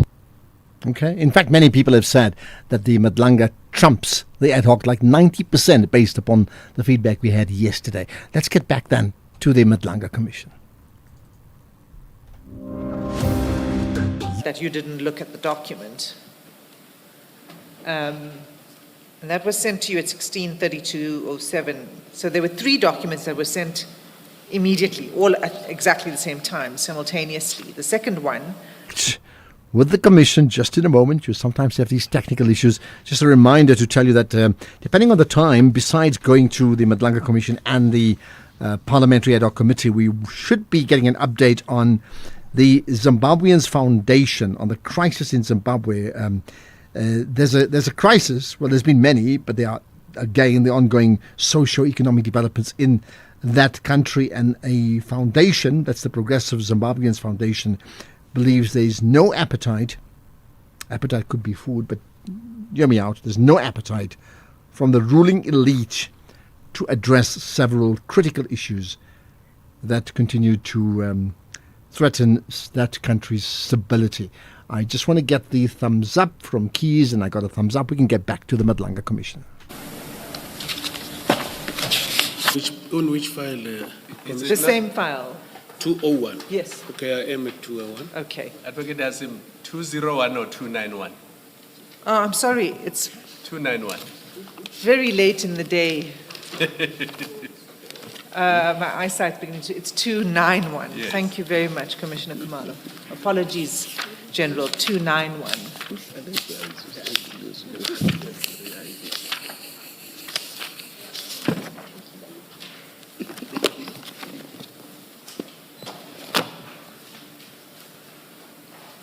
Yes, I You're see. there. Okay. Yes.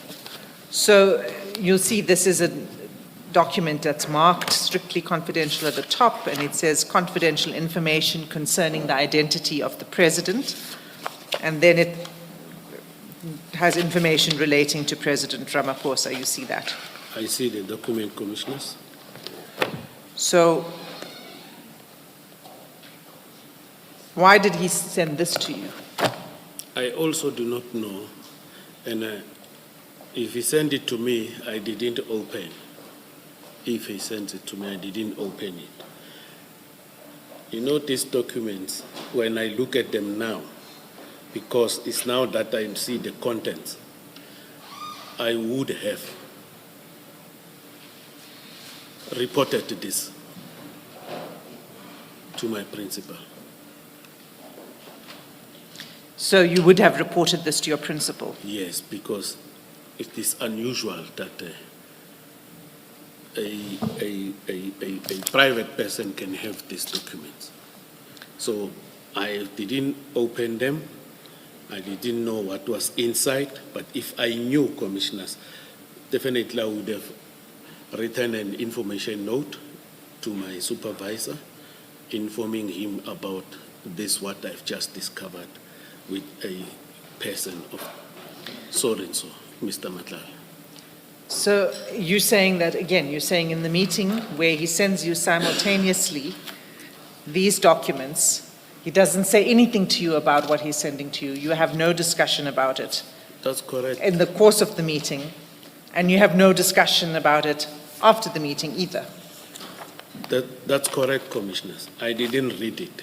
If I read it, the communication after that was going to be there about it, but I was going to write an information note to my supervisor in order for action to be taken, what needs to be taken. Investigation. Sorry, Ms. Hasim. There are actually two things that arise from this, and one is what Ms. Hasim has referred to, which is he did not tell you what this was. The second thing is, did he tell you anything at all with regard to sending these documents? This is actually a question that my colleague, Commissioner Baloy, asked. But I just want clarity on it, and to say we just must be clear what you say about these two things. You've responded to the one that Ms. Hasim is raising. But I want to know, did Mr. Matlala say to you, my brother, I am now sending you something? Did he say that at all, No. as you were sitting there? No, Commissioner. So you are sitting there, you are at a recall that. meeting, you are discussing whatever it is you are discussing, so he silently just sends you these documents, these 3 documents, and he's completely mum about them. Commissioners, he will be the one who will answer why did he send it to me. It is an unfortunate, I never happened to open and read this document. No, please, I'm not asking you about opening. I'm asking you now about the 2 of you sitting together, having a discussion at a meeting, and he sends you this. He's silent, completely silent. He does not even say, please have a look, I've just sent you something, or I've sent you something, please have a look when you find time. Nothing like that. He sends them, he's silent about them. That's correct, Commissioner. I will say to you that's totally improbable, General. You see, this one, Commissioner, I would have taken action. This, I will suggest to you that you say what you are saying, which is that, 1, he was completely silent about sending you something, and 2, you did not read it. You are saying all those things exactly because you realize that you definitely ought to have done something about this open quote, strictly confidential, close quote document. That's why you are saying, 1, he did not say, I'm now sending you a document, and 2, you are saying, I never read these attachments. You are saying that because this is staring you in the eye, and you cannot say, I did read this and did nothing about it. That's why you are saying what we are saying. What do you say to that? Commissioner, I didn't read it, and he never told me he's sending me these documents. I saw the documents came in, I never read it. After our meeting, I get into the car, I went home. I'm saying because I happened to see the actual contents when they commission's attorneys have sent us this thing. But prior to that, I didn't know what are the contents of these messages he sent me, these documents. Are there many other messages from him that you never read? Is these 3? The other These ones, 3, that's very interesting. It is these 3 commissioners, and that I can recollect. That is very interesting. Yeah, these 3 commissioners I've never read, and then now I'm advised they were sent to me, but I never read it. If I read it, commissioners, I would have written a report recommending investigation. At the risk of repeating myself, it is just not the natural thing for people. You're sitting together, someone sneakily sends you a text and is mum about it. That's just, it's odd. I am not discounting, 100% discounting the possibility that some people might do that, but it is not the natural way in which people relate. When a person is sending you something and they are with you, they will say, I am now sending you X document. Please have a look. If, for example, they know it's something short, they could even say that whilst we are sitting together. Or they may say, please have a look when you have time. But one, to be silent about it, and then coincidentally, you also not reading it at all. I will leave it at that. Yes, Ms. Hassan. Well, let me add another improbability to what is being put to you by the chair. It is that you don't ask him, you're sitting with him. You don't say, what have you just sent me? It's improbable that happened. And it's unbelievable that human... Wait for the moment. Let's get the news headlines. Here's on Della Mbana. Thank you, Ashraf. On the news headlines, the Madlanga Commission's advocate Sesi Baloyi has put it to KwaZulu-Natal Hawks head Lesija Senona that there was conflict of interest when he encouraged Vusimuzi Ket Matlala to seek legal advice on his cancelled SAPS tender. Concern is growing among parents in Gauteng as some learners remain unplaced 3 weeks into the 2026 academic year. And the City of Tshwane Emergency Management Services has urged residents to stay indoors and remain on high alert as severe thunderstorms are expected this afternoon. A full update follows at the top of the hour with Greg Hoos. SAFM, guiding you through the rush hour traffic. Good afternoon. Starting off in Gauteng, the M1 southbound queuing towards Boysons and the R59 northbound in Meyerton queuing towards Pirneef Boulevard.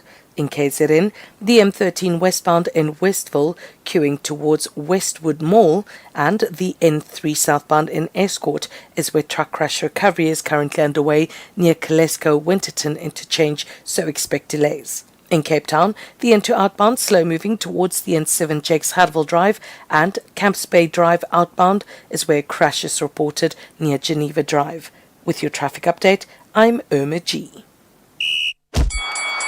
This is SAFM Sports with Tuming Khapele.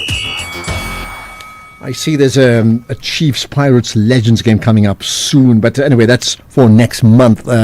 What for you is the big story now?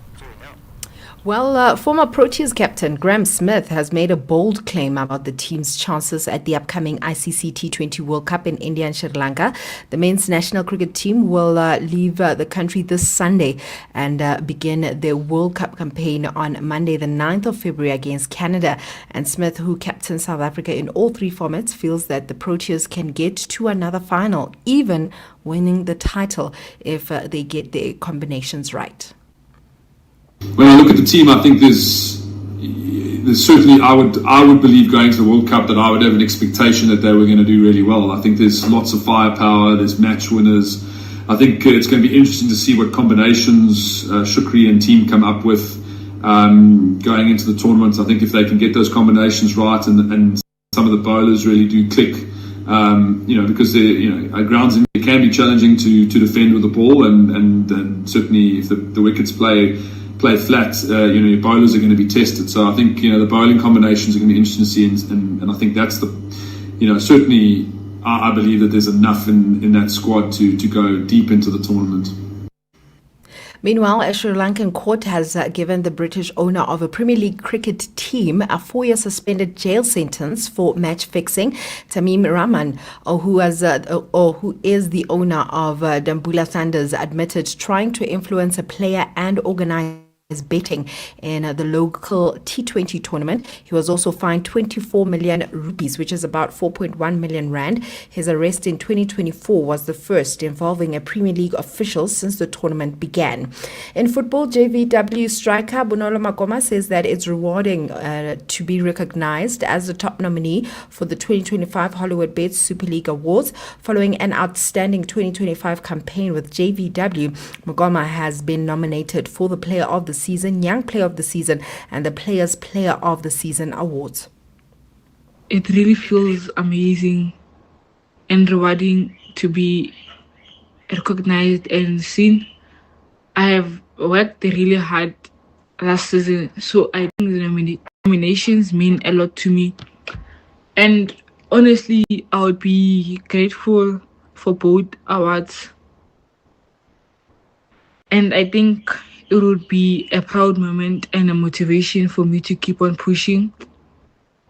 And I think if I was to choose one award between Player of the Season and Youngest Player, I think I would choose Player of the Season.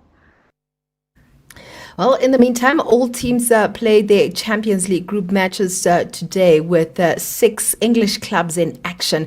The top 8 teams will qualify automatically for the last 16. Manchester City must beat Galatasaray to keep their top 8 hopes alive as they currently sit outside the qualifying places. Arsenal are already top of the table and will look to finish with a perfect record when they host FC Kairat. Tottenham Hotspur are 5th and need a win away to Eintracht Frankfurt to secure secure their place in the knockouts. Liverpool are fourth, only needing a draw at home against Karabakh to qualify. Newcastle sitting seventh, and they face a tough away match against PSG, with both teams fighting for automatic qualification, while Chelsea are eighth and travel to Napoli, looking to secure their spot in the last 16. In tennis, world number one Iga Swiatek has criticized the Australian Open for filming players behind the scenes, saying that they're being watched like animals in a zoo. The comments come from American star Coco Gauff, who was shown smashing her racket in a players-only area at Melbourne Park, sparking calls for privacy. Now, semi-finalist Jessica Pegula also described the constant filming as an invasion of privacy, saying that players feel under constant pressure.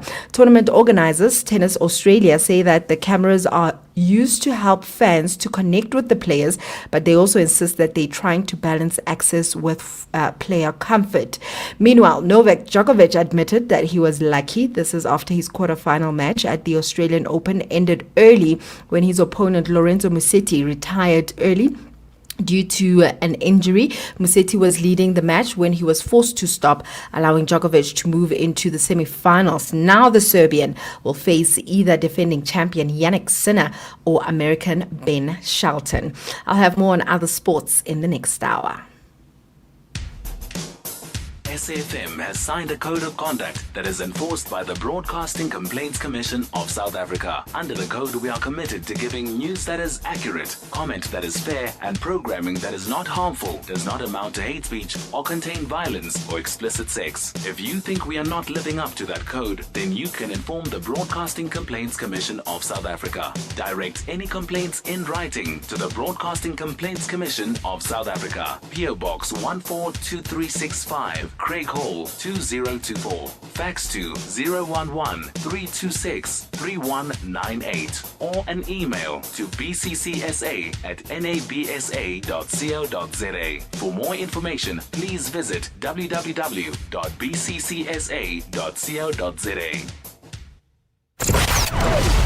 Economic news on SAFM. Facts and figures you can count on.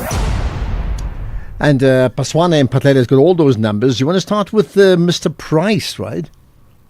Yeah, Mr. Price, Ashraf, afternoon, and to all your listeners. Well, they gave us an update for the quarter for ending December 2023. The update wasn't so impressive, Ashraf. They reflected a tougher consumer environment. We're talking in terms of discretionary spending, but it remains solid. They're showing continued disciplined performance, executing on their mandate. Group sales up 3.6%. They continue to increase their market share up 1.6%. And the consumers still enjoy their core brands, Mr. Price, Studio 8, Power Fashion, and it's their growth engine at this point in time. We're reflecting brand relevance, price value they're seeing compared to competitors. There's a balanced growth around their homeware. Meanwhile, telecoms, they're small in margin, they're small in size, but they're growing very fast, reflecting consumers are going there to buy new cell phones, reinforcing their defensive growth. Share price was up marginally though, and looking at their quarter three performance, they're seeing margin pressure and volume, and they would need to see another reversal of that to see a more reaction on the share price going forward. When we look into the market developments, market focus continue to be on Donald Trump policy uncertainty, geopolitics around with the Iran tariff threats, and attacks on the US Fed, which is going to be making the interest rate decision later on. Expectations on hold,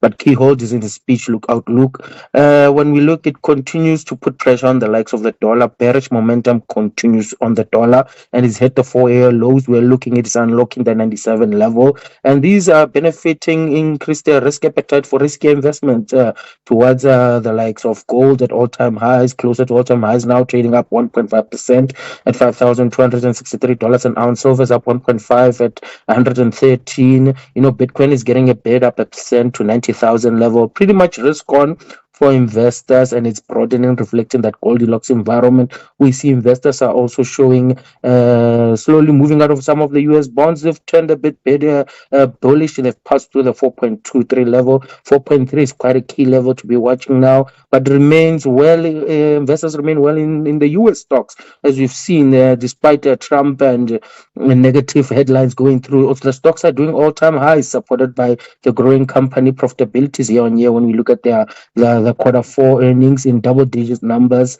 And later on, we'll be seeing the likes of Microsoft, Tesla, which on a good rate of change earnings could be pulling them back into bullish momentum, and we'll see them grow in share price performance. When we look at the U.S. equities, they opened up. Nasdaq led the gains up 0.6, S&P down 0.2 up. In Europe, we see the likes of the euro is gaining well on the expectation of rate cuts are coming down. But when we look at the likes of the equities, they don't like that much. We see the DAX FTSE down 0.5, CAC is down 1%.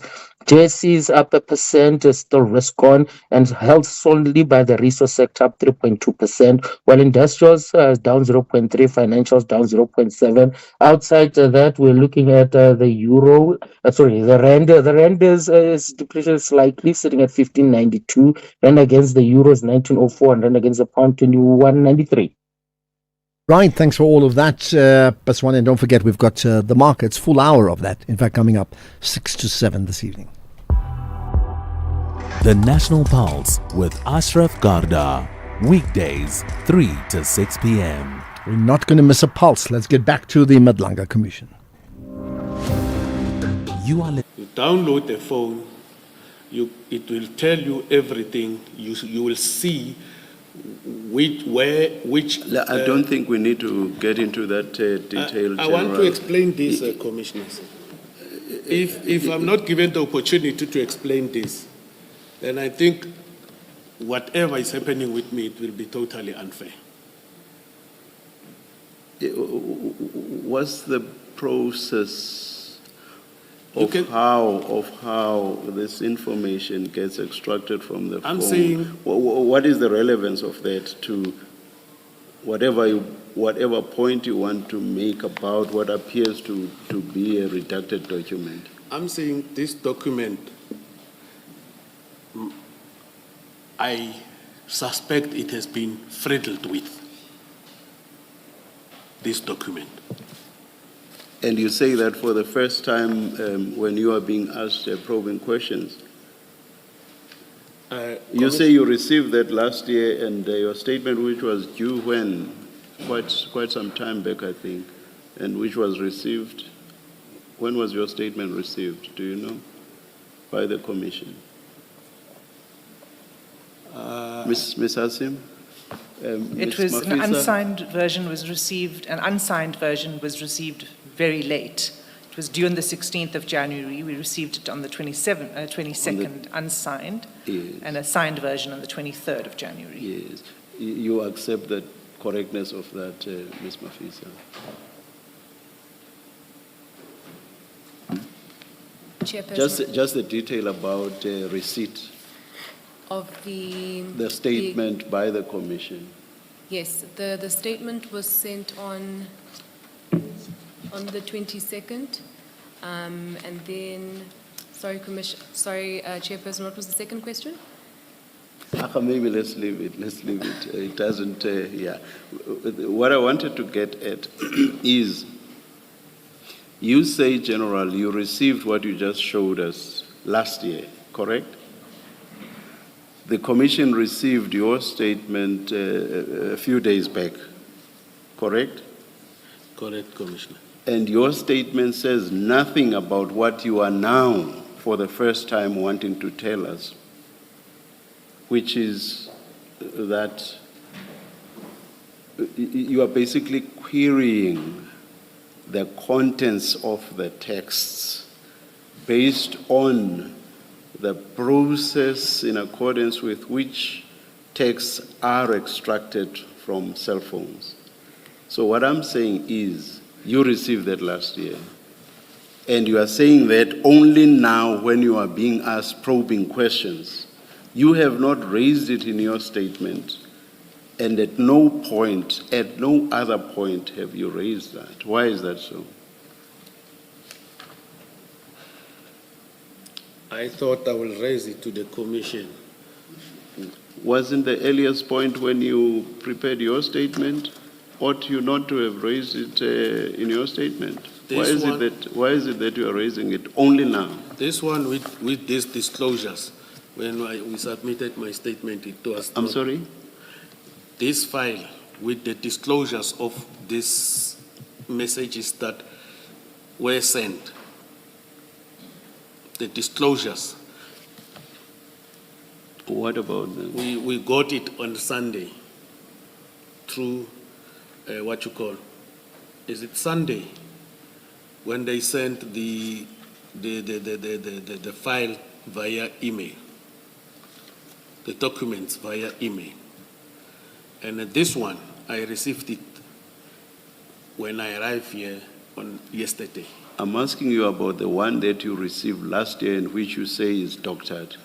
That's what I'm asking you about. I'm not asking you about what you received recently. Why is it that in your statement you did not say last year I was given a document that purported to be texts? Actually, those purported texts are doctored. Why did you not say it at the latest in your statement? Maybe it might be an error that I didn't do this, because I thought when I come here, whatever will be receiving, it will be like this. It will be the same like this. Now I see it's not the same. Here, it's opening up. It's opened up. Here, it has been hidden. That is why I'm raising now with the commissioners, because now I remember I'm having this document.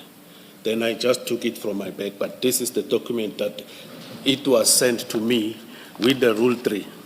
If we can go back to those emails of Rule 3 that was sent to me before I instruct my attorney, this document, it will be like this. That is why I'm raising it now. Thank you, General. Ms. Hasim? It's such an extraordinary turn of events, because I'm trying to find the ruling. The chair may recall that in November, General Sonona was here. I was not present on that day, but we do have the transcript of the ruling in our files. If I could just get the reference, please. In which there was discussion about documents that the witness required in order to come and give his evidence here. Because if you recall, he was due to give his evidence at the end of November last year. And in the ruling, and between the council teams, it was agreed that at that point, all information that had been requested was now in the possession of the witness. So, in fact, it is, the ruling says it is recorded that General Sonona is in possession of all documents emanating from the Commission that he requires to consider for the purposes of preparing his witness statement. But as I understand it, Ms. Hasim, his point is that's one of the documents he received, and what you've just read now may well have been referring to this very document that's basically blank. And that when he said that is, he has received everything that he requires. By that he meant even receiving that which is blank. From where he was sitting, he may well not have known how and for what purpose that blank document was going to be used for.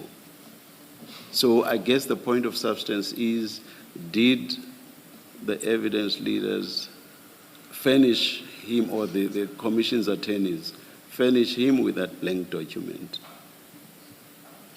And if so, to what end? I would have to inquire why that particular document was sent.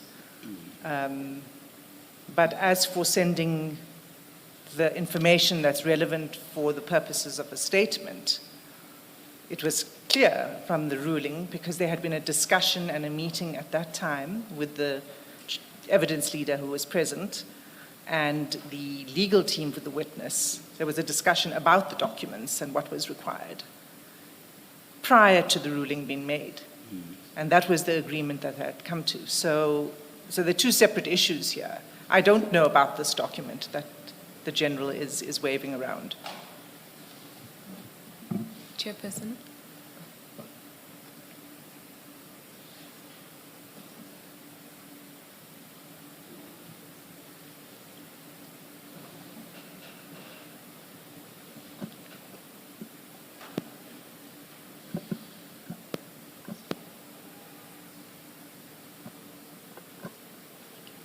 Ms. Hassan, maybe another question or another way of asking the same question of the chairperson, if it's not a different question, is whether whatever he was given, that General Sinona was given in November or earlier last year, did it include these annexures? So what he's given us, it's the reduction doesn't tell you, and his complaint is, but that's what I got. It didn't have these annexures. That's how I'm understanding him.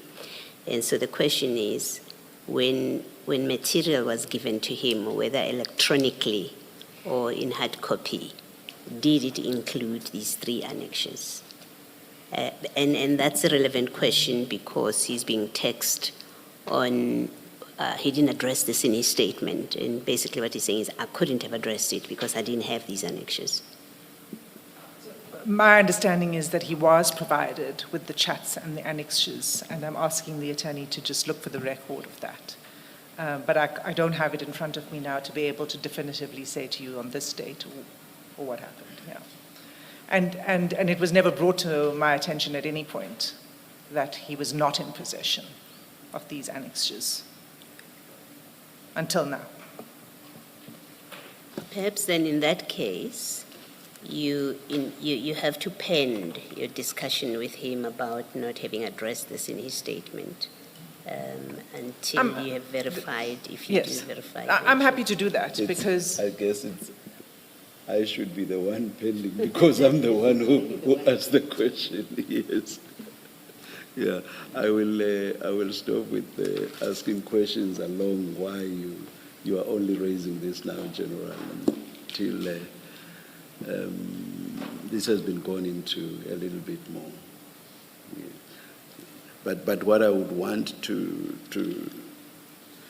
place on record though is that but what you are being taken through now are your own texts together with Mr. Madlanga. And at no point from yesterday until now did I ever hear you say that you are not in a position to deal with your own texts, which were shared between you and Mr. Madlanga. I thought I should just place that on record. Yes, Ms. Hassim?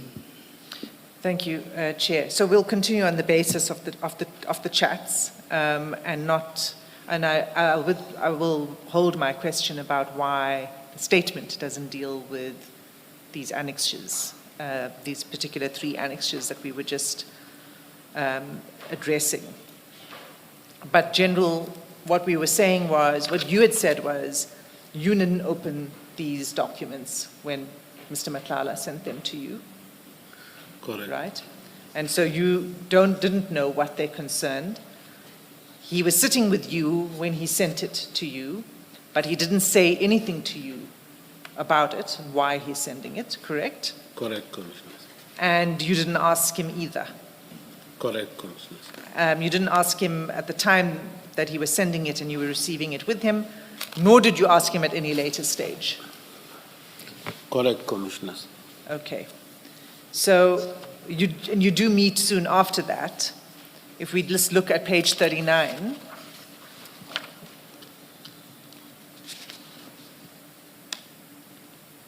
you say on the 14th of April, "Good morning, my brother. Can we please postpone our Wednesday evening meeting to Thursday? I mixed up the dates." We never met. It was a postponement of a meeting, that one, Commissioners. Yes, so you were due to meet, so 14th of April was a Monday. So you were due to meet on the Wednesday, and you said you asked to postpone it to the Thursday, right? Correct. Okay, and then the response from Mr. Madlanga to you is, "Okay, thanks, I'll let him know." Who's him? I don't know, but maybe you will come and assist us, because as I'm saying, I can't recollect all these things. You don't recall who it is? Yeah. It was some person that you were supposed to meet, but you can't recall who it was? I don't know. Yeah, I can't recall who was, what is this that he said to let him know. But do you accept that you, on his response to you, on this response, you were supposed to meet somebody else, to have somebody else in the meeting? That's what this conveys. Your meeting with him was going to have somebody else, and then you postpone, you ask him to postpone, and then he says, I will let him know. Just from that, you accept that there was supposed to be somebody else in the meeting. You just don't remember who. I didn't know if there was going to be somebody in the meeting. I know I was going to meet with him. And you didn't ask him, who are you talking about when you say, I will let him know? You didn't ask him that? Yes, it is an unfortunate when we talk on that level. We sometimes don't ask too much and everything, but as for me, I was supposed to meet him. No, General. No, General. Mr. Madlanga says, I will let him know. He doesn't mention a name. He just says, I will let him know. So he's responding to you. A reasonable reading of his email is that you know this other person that's supposed to be there. You know, that's why he doesn't give you names, he doesn't give you details. He just said, okay, I will let him know. So a reasonable person reading this must say that General Sinona knew who Madlanga was talking about. Otherwise, Mr. Madlanga would have given you a long story. He would have said, oh, I was going to have so-and-so in our meeting, but now I will let them know. He just simply says, I'll let him know. You knew who it was he's referring to, and you're not being honest. When you say you don't know, he must come and explain. You're just simply not being honest with us. Must I give an assumption, Commissioner? No, I'm not asking you for assumptions. We don't work with assumptions. We're a fact-finding body. You are choosing not to give us the facts. And the fact is, and I'm putting to you, that the fact of this WhatsApp message from Mr. Madlanga, when he says, I will let him know, and doesn't tell you who he's talking about, the most probable and reasonable reading of this is you knew who he's talking about, and if you say to us, as you do, that you didn't know who he's talking about, you are not being honest. Commissioners, if I can't recall, I can't recall, and I don't know. I don't know how, I'm not sure what is it that I must respond on. But if one maybe was unable to consult with him, maybe a recollection would have been here so that I can assist the Commission. Well, General, there's a difference between I don't recall, I don't know, or I don't want to tell you. And I'm putting to you that this I don't recall or I don't know who he was talking about. In fact, it is I don't want to tell you because you know. The text tells us that you knew who he was talking about. Otherwise, you would have asked him, what are you talking about? It was supposed to be just the two of us. Commissioner, what I know, I am telling the commissioner, the commissioners. What I don't know, I wouldn't want to talk about something that I don't know or I don't remember.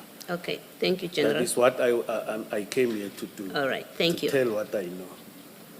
General, your answers worry me because you've had a lot of time to think about this. And these are some of the texts that are referred to in your statement. So we can tell from your statement on page 18 that you've had this text for quite some time. So you've had time to think about this. And to come. Just before we get to the news, remember this: January is for intention setting. Less noise, more meaning. So say yes. Yes to beauty. Yes to culture. Yes to slowing down. And yes to the Montreux Jazz Festival Franschhoek, where Montreux meets Africa with curated global and African music in an intimate setting. I believe Salif Keita is one of the people who will be there, right? So don't miss it. Get your tickets at the end of January and make this your yes moment. Montreux Jazz Festival Franschhoek. Say yes. And the website for more details is mjfsa.com. Right, let's get the news. It's 5 o'clock. Here's Greg. Stay tuned to SAFM. Coming up,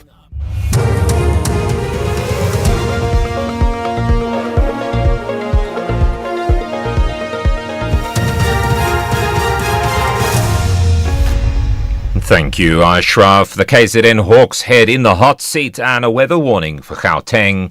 Good evening. The Madlanga Commission's advocate Sesi Balois put it to the KwaZulu-Natal Hawks head Lesetja Sinona that there was a conflict of interest when he encouraged Vusimuzi Kat Matlala to seek legal advice on his cancelled police tender. General Sinona's admitted before the Commission that he encouraged Matlala to seek legal guidance after his 360 million rand police tender was cancelled due to irregularities. However, Sinona defended his position, saying he didn't believe his advice to Matlala would constitute a conflict of interest. It is a common cause that somewhere in our line of duty, people will come and seek advice. No, General. No, I have to stop you. I've asked you a direct question. Please answer my question. Don't tell me what happens in life in general. Okay. I've asked you a specific direct question. As you sit there, do you or do you not accept that this email exchange that I have raised with you, on its face, suggests that you had a conflict of interest between your friend's business and your employer's business? I don't see it as a conflict of interest. Thank you. Concern is growing among parents in Gauteng as some learners remain unplaced in schools 3 weeks into the new academic year. The Provincial Department of Education says more than 95% of Grade 1 and Grade 8 learners have been placed, but an estimated 4,000 to 5,000 learners are still waiting for placement. This is mainly in high-pressure areas including Johannesburg and Ekurhuleni. One of the affected parents is Londeka Shozi. They are not helping us with anything. They are failing. So out of the schools that are in this region, they can't even find a space for our children. The question that I have is that what efforts they are doing that will give us hope as parents that our children get space. What painful, they don't even give us a date to come back. I feel like it's a sabotage. They are sabotaging us, knowing very well that education for children comes first. We feel very painful because it's the third week for now. The child is staying at home, education continues. The local economy is gradually showing some positive growth. This came out at the extended Cabinet Lekgotla in Pretoria. The two-day gathering is called to discuss plans and priorities for the new year, which include, among others, growing the economy and improving local government. President Cyril Ramaphosa and his deputy Paul Mashatile, ministers and their deputies, as well as members of local government body SALGA, are attending the meeting. Minister in the presidency, Kumbutso Ntshabeni. We had a presentation from the Minister of Finance on the macroeconomic framework of the country, focused on what are the things that we have noticed last year. For instance, the cost of borrowing for the government of South Africa has reduced drastically. When we started with the budget last year, we started with over 13% cost of borrowing. Today, as we sit, we are at 9%, showing that our fiscal prudence and fiscal management is strengthening. We've seen a year-on-year 2.1% growth on the GDP over the same period. And also we have seen, in terms of the performance of the rand has stabilized. There are those who want to claim that it has stabilized because of the problems in the US. They've stabilized because of the fiscal management that the country is doing. The City of Tshwane's Emergency Management Services has urged residents to stay indoors and remain on high alert as severe thunderstorms are expected in Gauteng later. Emergency Services spokesperson Nana Khadebe Kiba. People are urged not to seek shelter under isolated trees, not to drive on flooded roads, and to call 107 toll-free emergency number for any emergencies. The City of Cape Town's Fire and Rescue Service says properties have been affected by a blaze currently burning on the slopes of Table Mountain. Fire and Rescue Services spokesperson Jermaine Carlson. Currently, 2 helicopters are waterbombing the affected areas and operations are being coordinated by the Incident Management Team Type 4. City firefighters are being assisted by crews from Table Mountain National Parks, Volunteer Wildfire Services and NCC. Property has been affected by the fire, but details will be confirmed once information becomes available. The top story of the Madlanga Commission's advocate Sesi Balois put it to the KZN Hawks head Lesetja Sinona that there was a conflict of interest when he encouraged Vusimuzi Kat Matlala to seek legal advice on his cancelled police tender. That's SAFM News. I'm Greg Host. In sports this hour, Amakhosi aim to continue winning run. Proteas backed for T20 World Cup success in India, Sri Lanka, and Djokovic gets lucky at Australian Open. More details at 5:30. SAFM, guiding you through the rush hour traffic. Good afternoon. Starting off in Gauteng, the N12 eastbound in Boksburg has a crash before Atlas Road, the M1 northbound slow moving towards Woodmead Drive, and the N1 southbound in Devlin has a crash reported near the Golden Highway. In KZN, the M4 northbound, a crash reported at Sandile Tuzi Road, the M4 northbound queuing towards Virginia Airport, and the M13 westbound in Westville queuing towards Westwood Mall. In Cape Town, the M3 Philip Gessano Drive outbound is where fatal crashes reported near Ruland Street, queuing traffic leaving the city centre. Campground Road in Newlands has heavy traffic between the Cricket Stadium and Main Road, and the R44 is slow moving through central Stellenbosch. With your traffic update, I'm Irma G. Stay safe on the roads. SAFM is with you. The National Pulse with Ashraf Garda on SAFM. You're listening to the National Pulse, weekdays 3 to 6 p.m. Right, so let me update you, and you can add your comments via WhatsApp, because the truth is many people, besides listening into the commissions and the ad hoc committee, they do have an opinion, you have a view, and we want to hear it. So to WhatsApp, it's 0614 104 107.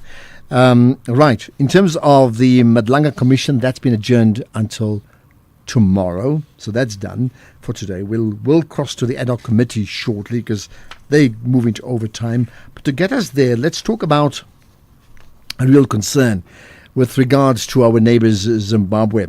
The Progressive Zimbabweans Foundation have effectively issued a media release expressing a whole lot of concerns they have, that at the center of all of that is their sense that there's no appetite from the ruling elite to address some of the major critical issues that threatens the country's constitutional democracy, economic stability, and naturally then the well-being of all its citizens. So let's find out more about it with Tino McLean, who's the Information, Publicity and Youth Leader for the Progressive Zimbabweans Foundation. Tino, thanks for joining us on the National Pulse.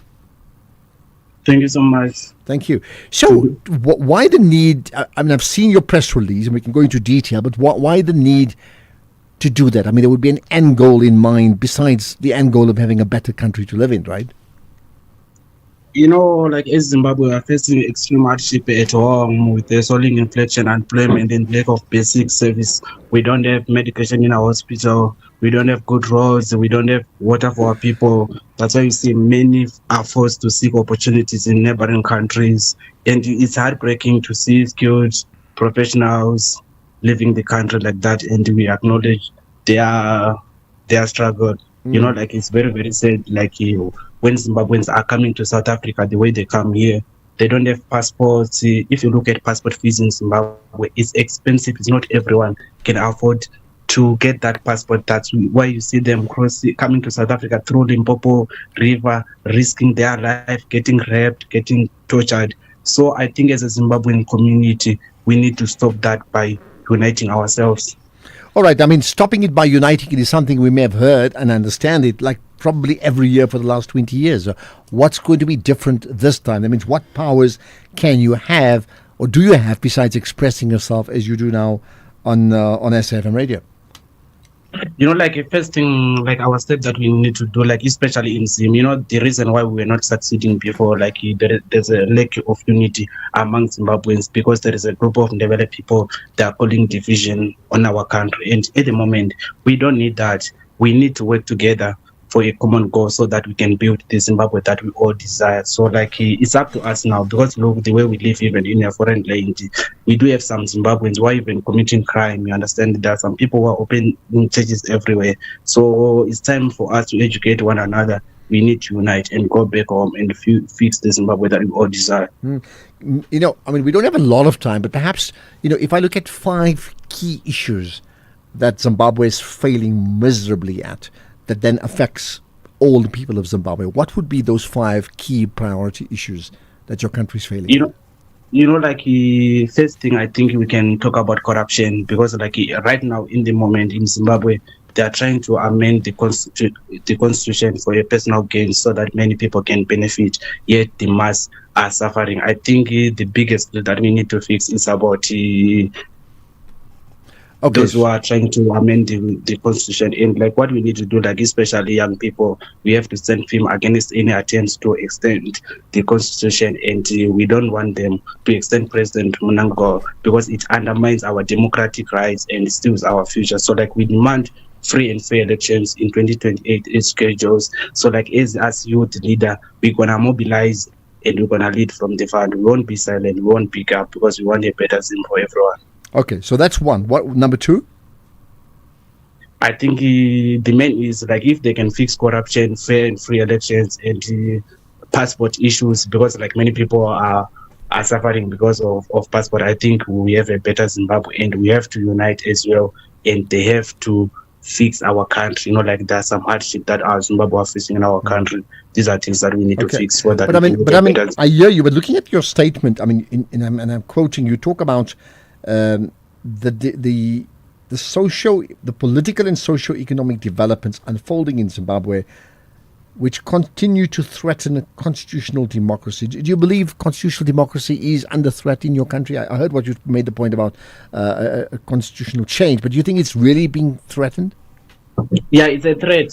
As I said before, it undermines our democratic rights and it steals for our future. So we don't need that. We need a new president to come in, because once they amend the constitution right now, same people who are benefiting from corruption, they're still gonna benefit again. So we want a better Zimbabwe for every man, so that they can have a better life in Zimbabwe. What's the mood of the people in Zimbabwe? I get it that you're based in South Africa, if I got that correctly, right? But what's the mood of the people in Zimbabwe? Things are bad, things are worse. I've been there, you understand, and there are some people who communicate on a daily basis. Things are tough, so it needs us, everyone in Zimbabwe, we need to step in so that we can work together. That's what we need now. Mm-hmm. I've noted in your statement you reference Nelson Chamisa. What's your views about him?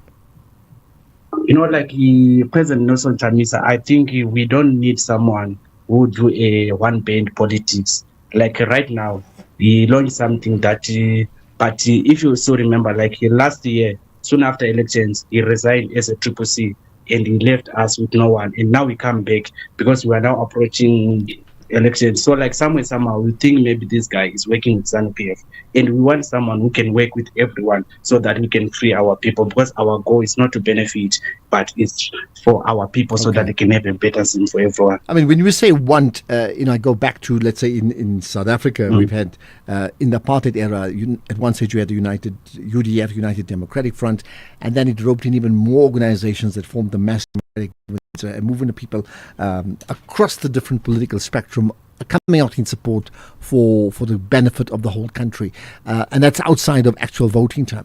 Do you think you have that in Zimbabwe? Do you have the capacity for that and the capability of that? No, in Zimbabwe, right, we don't have that capacity, because if you see only ZANU-PF, they can take decisions.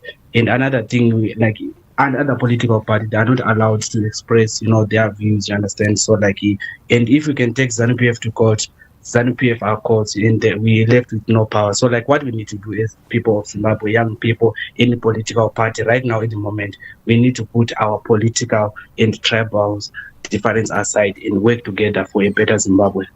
What would be the plan to get that done? Because if the existing party, the incumbent ZANU-PF, is not going to open the spaces to you, what options do you have? All right, the option that we need to do, especially everyone who is in diaspora, we call Zimbabwe is our home. So what we need to do, we need to organize ourselves, and we need to walk the talk. When we are saying we are going to demonstrate, all of us, anything that will come, when we want democracy, we won't get it in a silver plate. We need to fight for it. So we're going to mobilize. First thing, we're going to unite with everyone. Then we go back. Then we make sure we do it. And we're not going to do it. I know some South Africans and some Africans particularly, they say these people, they do it on on social media or here in South Africa, but this time it's different. We're going to do it in our motherland, and we're not going to do it in South Africa. So the message is clear, and the comrades, they are ready to take any steps that will make sure we defend our constitution. Okay, when is that likely to happen? Give me a date. No, like right now, we cannot give you a date because like they will know what we are planning. But as we speak, anytime from now, you'll see some actions. Okay, so they do know you're planning. They just don't know which date. No, yeah, we are planning on something, but we cannot disclose like when and how are we going to do it. But you're going to see that these guys, the ones said they're going to do something and we're up to something. Okay.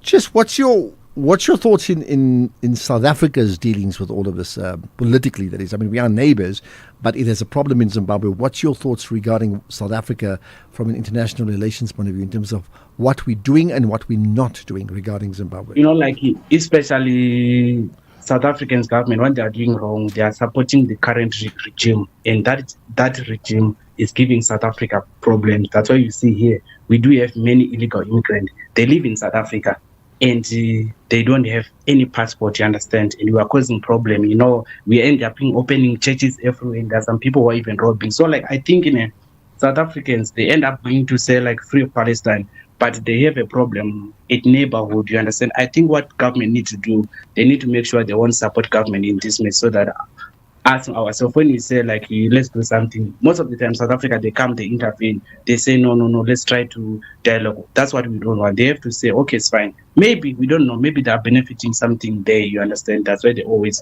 support the current government. Okay. But what we need, I take it, I mean, you've got 100 things on your wish list, but if you've just got one thing on your wish list as a priority, what would that be?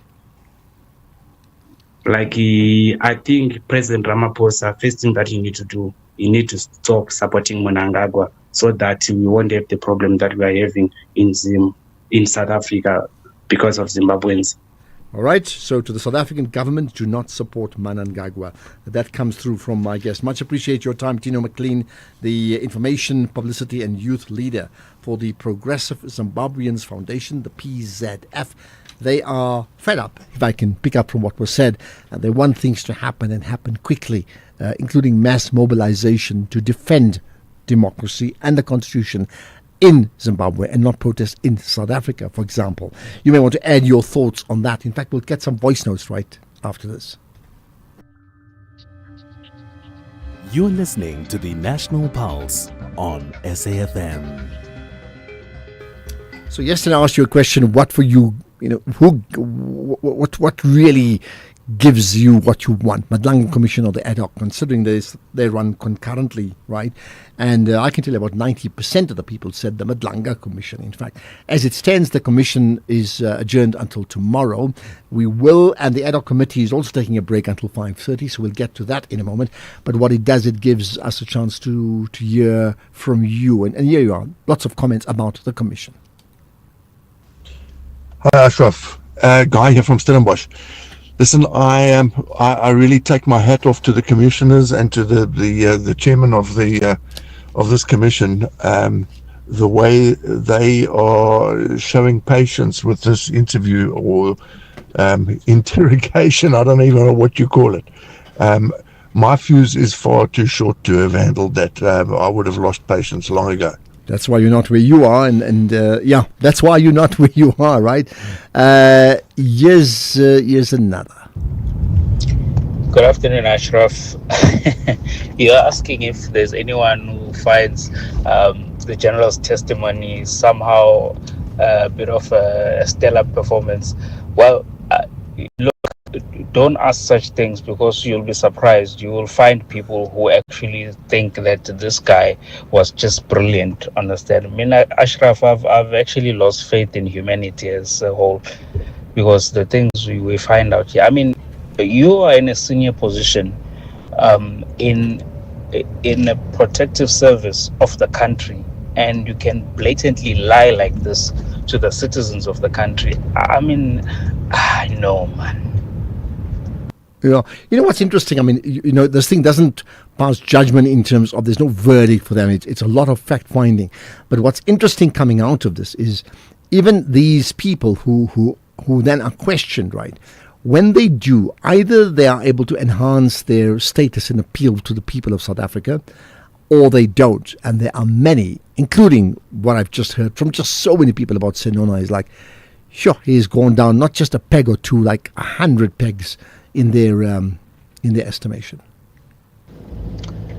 Good afternoon, Ashraf. Ashraf Matavu. Ashraf, I'm just calling to say I'm impressed by the Madlanga Commission. The team is a united force. A team is determined to get information where it is hidden. The team is there, prepared as per the mandate given to them by the president. And we should applaud the president for appointing this team. Thank you. Okay, there we are. Support for the Madlanga Commission, which we've had interesting, because I mean, others have been at some stage critical of the actual commission. But when you listen to the work, look, I know the big question is like, what's going to happen after that? But for now, the what's being put out by those people who represent us, and that's really what they're doing, I mean, is very impressive, isn't it? Hello, Ashraf. How? Sinona, my uncle. How? You can do better. You can do better. Huh? Are you head of hawks or head of jokes? What do you want your family to do now? How? Yes. As you say, Senona. Can do better. That's like a grade 1 school report. Can do better. Monet in East London. Hi, Monet. Hi, good day. How are you, sir? Yeah, good talking to you. What's your point? My point about the Mkhwanazi Commission is just that the National Commissioner should just prepare a letter of suspension for this general. I mean, the fact that he can advise somebody to take legal action against the police is already issue for to suspend him. As simple as that. So, I mean, many people have said, based upon what they've heard, and it's not just him, right? There's been others like Kat Matlala and many others too. And are you saying that that there's no reason to delay once they've heard what they've heard? No, they there's must take absolutely action? no reason to delay. Imagine you work for the SABC, and the SABC got a competitor, and you advise that competitor to take legal action against the company that you work for. There's all the reasons to suspend you. No question about it. Okay. Big question is, why is it not happening? Thanks for that, Monet. Interesting one. Putting it on the agenda. Khlabirwai, let's get your thoughts. Hi. Oh, thank you, Asra, for taking my call. Pleasure, man. Go for it. Yes, man. To compare the two, I think it's unfair. Those are trained lawyers and so on, and those are laymen, politicians in particular. So the level of questioning and the mindset obviously is different. They're trained to ask questions and to ask the right questions, and those are politicians. They excel in a political spectrum. Yeah, I mean, look, you are right. I mean, that is why, I mean, I think we know that part, but that is why the comparison is important insofar as how do you, when you receive it, how do you receive it? Yes, one are legal experts and professionals. The others are, I mean, not nobodies. They MPs. They have senior positions within their parties, but they're not legal representatives, right? But what's important is when you how do you receive it? Yeah, I get it, but that's why I'm saying that, because there's lots of comments to say that those that are there, they're just doing useless things, and that's why I disagree with that. They say that they find it more attractive to listen to the Madlanga. Rightfully so, because of the level of questioning and those who are asking the questions, they are asking the right questions. Imagine taking a lawyer to be a politician, and we knew how that happened with Jack Slope. Okay, well, absolutely. Yeah. So that's why for me is that it's more of the same. We're getting different answers from different people, of which I think is okay. Maybe not to compare, but the reality is one is Champions League, the other is the Premier League. But understand, in fact, what many people have said, right, and it's not necessarily a bad thing, or what is that? I mean, I think the party representatives, I think they've been impressive, right? But what many have seen or taken out of it is the sense that they get that these party political leaders do play to their party. So when they ask questions, they're hoping to influence you and I about their own party's standing and stature. So I'm not saying it's right and wrong. I hear that many times. Yeah. They are politicians after all. What else do we expect? Yeah. They are All right. politicians after all. Yeah. Klavira, thank you for that. Well, I mean, that's an interesting point. Have you seen, for example, with regard to the ad hoc committee, a person representing a political party, him or her, and you don't actually even support that party, and you're not likely to maybe, but then you listen to that person ask the questions that they do and how prepared they are, and you say, wow, man, that's very good. I really admire this person. And maybe that flips your thoughts about the leadership of that party. Has that happened to you? I mean, I'm not saying who you're voting for, but if it's happened, then tell me about it. I'd love to know. Let's do that, yeah.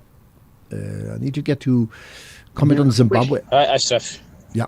Yeah, I think this general at Madlanga Commission is taking the tactics that he is hearing from the people that they arrest. He is just a nonsense. A person of his position, of his integrity, he is degrading the image of the country, that the country is employing dumb people. Thank you so much. Okay, and I hear that, so much of that, right? Let's talk about Zimbabwe. There's reaction on that too. Good afternoon, Ashraf. I hear your guest from Zimbabwe. They will gang up against ZANU-PF. Mnangagwa will kill those people. We'll just do as Mugabe used to do. People of Zimbabwe need assistance, but they mustn't trust South Africa. South Africa is siding with Ondlovu Iphikiswa. Yeah, so I think people of Zimbabwe need Donald Trump to deal with ZANU-PF once and for all. Thank you. Okay, how do they deal? I think that is, you need Donald Trump to do that. Why would you want Donald Trump to get involved? I mean, like, seriously, why would you? Good afternoon, Ashraf. I'm talking to that Zimbabwean person who was talking of what group. What he is talking was nonsense. Those people, the very people of Chamisas and the movement for democratic change, they were not democratic. When a referendum was done in 1999, they were influenced by the Western people. They said, vote no to taking the land without any compensation. They were influenced to vote no. Now that Morgan Tsvangirai, that one who was a president of Movement for Democratic Change, he was telling people that you were going to suffer because you were going to be sanctioned. How can you predict the sanction of your country, your own country? They are useless, those ones. Okay, points made.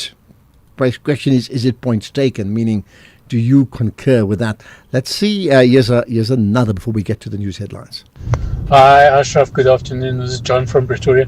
Ashraf, it's shocking. I cannot anymore. I cannot fathom how people got into government and allowed this to happen. And we're sitting with the biggest lying thief, crook, corrupt official as the head of the Hawks in KZN.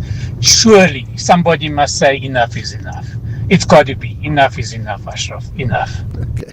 You've just said it. The question is how loud is your voice? That is the big question, right? Thanks for that. Well, if we get a chance, we'll play some more comments as well.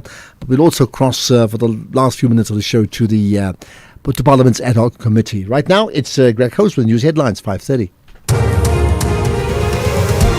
Quick look at the headlines. The KZN Hawks heads testified he didn't open documents sent to him by Vusemuzi Matlala on the identity of President Cyril Ramaphosa. Police have arrested a suspect allegedly responsible for the fire at the Paarl Provincial Hospital. And Sarah Mulali's been officially confirmed as the new Archbishop of Canterbury. There's a full update at the top of the hour. SAFM, guiding you through the rush hour traffic. Good afternoon. Starting off in Gauteng, the M2 is where a crash is reported at Cleveland. The N1 northbound in Roodepoort, a crash before Gordon Road, and the N3 southbound in Germiston, a crash at Geldenhuys interchange. In KZN, the N3 westbound queuing towards Pavilion Shopping Centre exit, Chris Hani Road westbound slow moving towards the N2 highway, and the R102 northbound in Phoenix slow moving towards Stonebridge Drive. And in Cape Town, the M5 southbound slow moving towards the N2 highway, the N2 outbound queuing towards Hospital Bend, and Albert Road outbound slow moving through Woodstock. With your traffic update, I'm Irma G. This is SAFM Sports with Duming Khapele. Chumi, need I say it? I'm a cozy for life, or some people think so, ahead of tonight's game. Absolutely. Well, Kaizer Chiefs will be looking to extend their good run of form when they visit Maruma Gallants in the Betway Premiership tonight. Amakosi are unbeaten in their last 8 matches, and a victory could see Chiefs move into second place on the log. Maruma Gallants are 12th on the standings with 15 points and coming off a 2-0 defeat to TS Galaxy. And Chiefs co-coach Khalil Ben Yusuf says that squad rotation will be key due to busy schedules, and has reiterated that their focus is on delivering results rather than just playing good football. We make a lot of meetings with the player and we discuss about the importance of winning. Now we think only to win the games more than the good football and to enjoy football. I think in the first way we played a lot of nice game, but unfortunately we was unlucky to score. We finished with draw. Now for us the most important thing that winning the game. The most important thing is 3 points. And then if it is coming with good football, we are happy. If not, also we are happy because the only thing that will keep us in the rank or qualified is 3 points. In the meantime, it's Champions League night with 6 English clubs in action. Top 8 teams will qualify automatically for the last 16. Man City must beat Galatasaray to keep their top 8 hopes alive as they currently sit outside the qualifying places. Arsenal are already top of the table and will look to finish with a perfect record when they host FC Kairat. Tottenham Hotspur 5th and need a win away to Eintracht Frankfurt to secure their place in the knockouts. Liverpool, on the other hand, are 4th, and they only need a draw at home against Karabakh to qualify. Newcastle sitting 7th. They face a tough away match against PSG, with both teams fighting for an automatic qualification. Chelsea are 8th, and they travel to Napoli looking to secure their spot in the last 16. In terms of tennis, world number 1 Iga Swiatek has criticized the Australian Open for filming players behind scenes, saying that they are being watched like animals in a zoo. The comments come after American star Coco Gauff was shown smashing her racket in a players-only area at Melbourne Park, sparking calls for more privacy. Now, semi-finalist Jessica Peguela also described the constant filming as an invasion of privacy, saying that players feel under constant pressure. And tournament organizer Tennis Australia says that the cameras are used to help fans connect with players, but insists that they are trying to balance access with player comfort. Meanwhile, Novak Djokovic admitted that he was lucky after his quarterfinal match at the Australian Open ended early when his opponent Lorenzo Musetti retired early due to an injury. Now, Musetti was leading the match when he was forced to stop, allowing Djokovic to move into the semi-finals, and the Serbian will now face either the champion between Jannik Sinner or American Ben Shelton. In terms of cricket, former Proteas captain Graham Smith has made a bold claim about the team's chances at the upcoming ICC T20 World Cup in India and Sri Lanka. The men's national cricket team will jet out of the country this Sunday and begin their World Cup campaign on the 9th of February against Canada. Now, Smith, who captains South Africa in all 3 formats, feels that the Proteas can get to another final and even win the title if they get their combinations right. In terms of Commonwealth Games, Team Nigeria's cyclists will train in Manchester.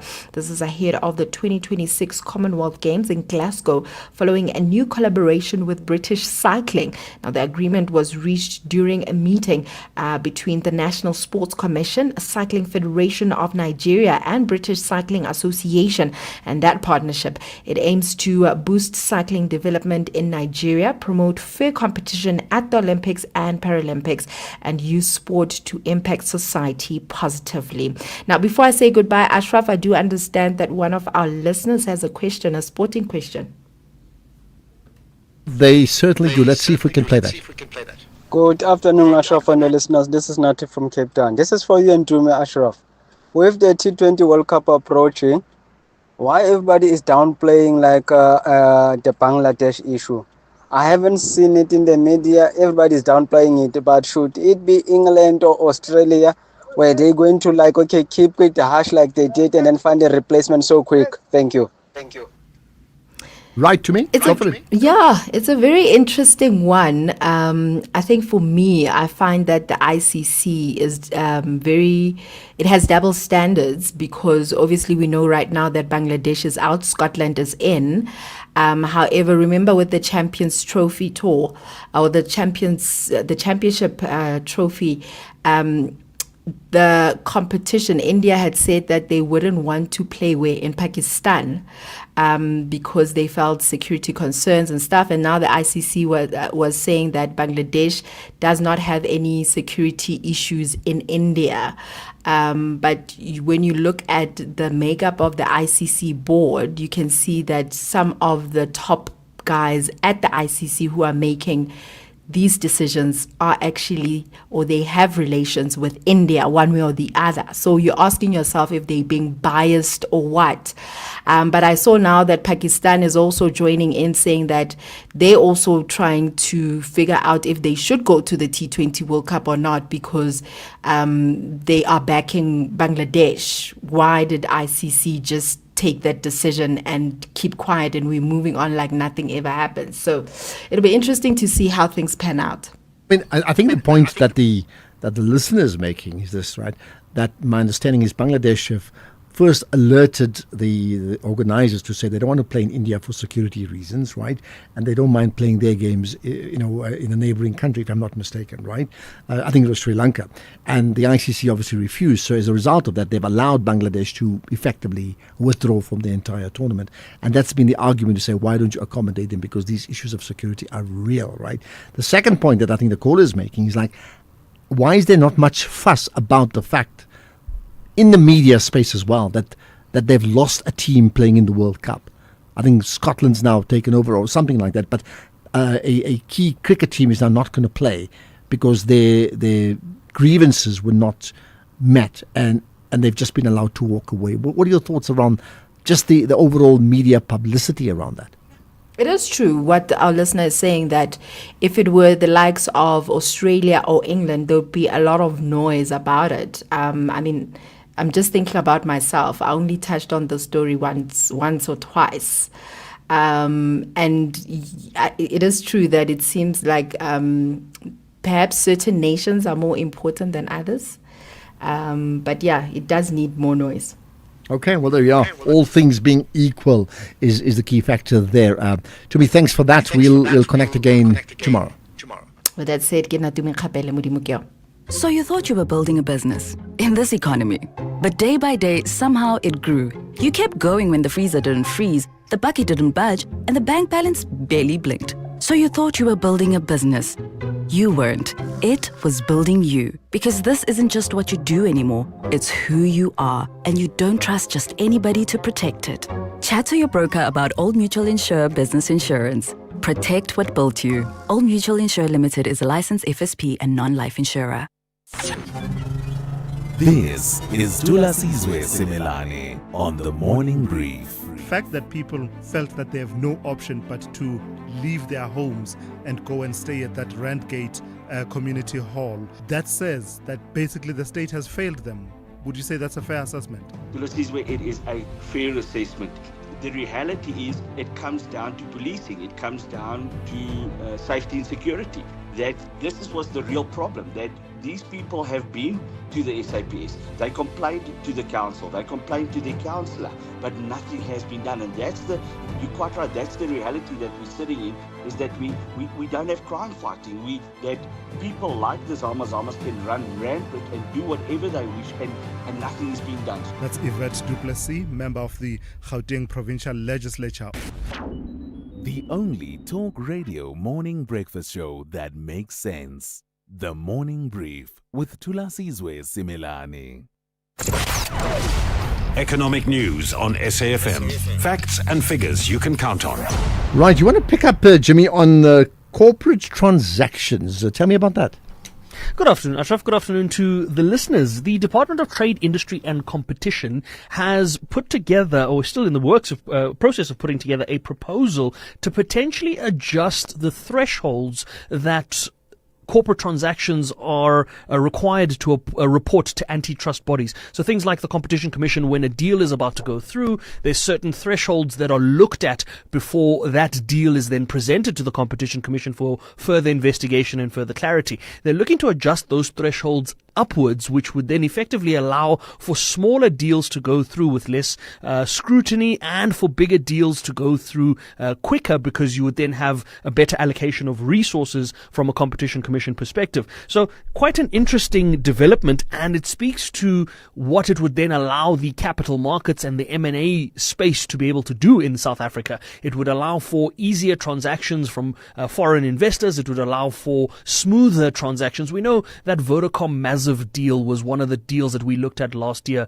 that went through to the Competition Commission, came back, went back, and that kind of delay creates a lot of friction in the corporate world. So we're going to be taking a look at that. We're going to speak to our specialist on M&A and get a sense of whether or not this proposal would stand to benefit the South African ecosystem as a whole. We're also going to have a conversation with the commissioner at the International Trade and Administration Commission, ITAC. They've been looking at potentially introducing, or increasing rather, the taxes that are currently levied, or the duties currently levied on imported vehicles and vehicle components. I happened to catch a bit of the conversation yesterday when the commissioner was presenting in Parliament, and it was quite an interesting conversation, and I reached out to the commissioner to say perhaps we could have that conversation on our show so that the SAFM listeners can also get a sense of what that would mean for the vehicle landscape in South Africa. Then we have a conversation taking a look at another deal that Petro SA was potentially looking to explore to the tune of 1.2 billion rand, involving some training capital that would have been obtained from the Skills Development Fund. It seems nothing happened there, but cause for concern around whether or not those funds would have been sent to the right source or to the right destinations. We're going to look into that and see if we can make sense of it. There's been some great investigative journalism done around that conversation, and we're going to take a look at that from a state perspective and the use of state funds. And then we're going to wrap up the show with an executive lounge conversation, as we do every Wednesday. We're going to speak to the CEO of Worldwide Works, Arthur Goldstuck, who also happens to be the author of The Hitchhiker's Guide to AI. We're going to get a sense of how he got into authoring books, why he does that, and more importantly, what his favorite food might be. So that's what's coming up on the show today. Before we get to that, though, a sense of some of the movements on the markets front. It's been yet another day of absolute shock, in the best possible way. The gold price is at $5,280 a fine ounce. I did call the $5,000 mark. We did get to that point, but now we're in uncharted territory and everybody's trying to make sense of it. In rand terms, for a bit of context, that puts a kilogram of gold at about 2.7 million rand for a single kilogram of gold. A couple of months ago, towards last year, we were sort of around the 2.3, maybe 2.2 million rand. So we've gained, on average, around 500,000 rand per kilo of gold, and we know South Africa isn't in short supply of the gold commodity, and that is why likes of the resource counters have had the day that they've had, up almost 5% on the day's trade. Platinum pricing, palladium pricing fighting back as well from yesterday's slight correction in the market. Platinum pricing $2,625, palladium $2,028 a fine ounce. Brent crude is up as well, $68.18 a barrel. The silver price still above $100, $113 there, matching those moves on the gold side of things. As I said, resource stocks up for almost 5%. The financials down a little over 0.2%. Industrials down 0.5% or so, and the all share up 1.3%. The top 40 up 1.5% off that stronger resources move. If we look at the currency side of things, the rand against the US dollar, 15 Rand 93. Never thought I'd be saying those numbers. At least in the last 4 years, we haven't been able to say anything below 16 Rand. So still below 16 Rand against the US dollar, still below 22 Rand against the British pound, and just over 19 Rand against the euro. One Australian dollar, 11 Rand and 15 cents. One Bitcoin, 89,300 odd dollars a coin. In Rand terms, with that stronger Rand, just over 1.4 million Rand, 1.42 to be more precise. International markets before we go.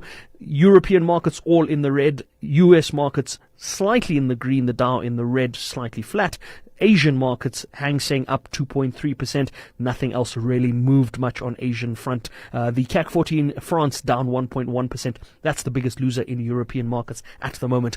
I've got David Shapiro of Sasfin Wealth on markets. I'm going to get his thoughts around what's happening at the moment in the commodities space, especially as we head into what he loves doing from the start of Feb, and that is his crystal challenge. I want to get his thoughts around what stocks could potentially do well throughout this year. That conversation, of course, comes up after the 6 p.m. news. For now, Ashraf, back to you. Listen, as far as Arthur Goldstock is concerned, absolute fundy in that space, but do wish him happy birthday for yesterday. With the ever-changing financial landscape, it can be difficult to make sense of all the moves at times. Join me, Jimmy Moyaha, on the SAFM Market Update with MoneyWeb, Mondays to Thursdays, 6 to 7 p.m, as we break down the key market trends, top financial stories, and smart investment insights, all in one place. It's everything you need to stay financially informed and ahead of the curve.